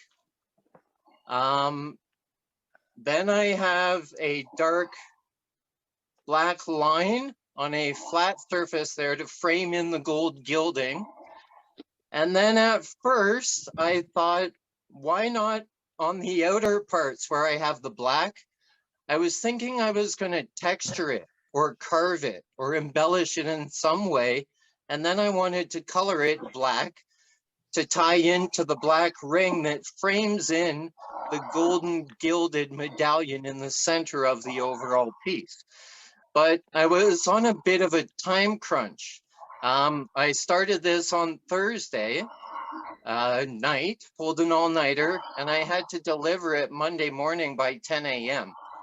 So I then decided not to do the texturing and to maybe just paint those flat parts black to tie in the black ring that frames in the gold medallion.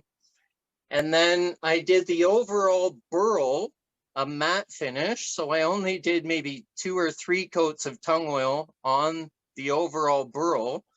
But then I really wanted the shaped and curved and the black and the gold artsy part of the burl to really shimmer and shine. So I wanted that contrast between the gold, the black, and the burl itself, but also the contrast between the shiny embellished parts and carved parts and the matte finish of the rough rustic burl as if it would be in nature. And that is the finished product that was hanging on my wall so I could take some pictures and before I delivered it to the gallery and the exhibit viewing. So that's on display at the Richmond Hill Center for the Performing Arts from now until the end of October. And then I will be getting it back. It's for sale, but I'll be getting it back then. And I've already been told that my wife wants to keep this piece. So we might be keeping it unless it's a good sale I cannot say no to. But I do have many more cherry burls, maple burls, walnut burls that I am going to start making this type of stuff as well. So I can participate in the 2-dimensional exhibits as well as my other work, which is 3-dimensional, and it will be in the 3-dimensional exhibits as well. So I'm gonna come out of that. Actually, Hey, Kate, how do you have it connect for the back piece? How do you connect it to the wall? You got a keyhole in it, or pin with a wire? I have a wire, hanging wire that goes from side to side, and then it has a small arc, and then you hang it on the wall on a hanger nail or a hanger screw. But they have a whole bunch of wire hangers, mainly for paintings and 2-dimensional paintings and stuff. So that's how I had to allow it to hang. So that's how I did it, with the hanging wire that's fixed and attached to the burl itself. Yep, right on. And yesterday I made another one. I had a nice piece of cherry that I took out of my storage, and I made another one. Now this one's a little bigger.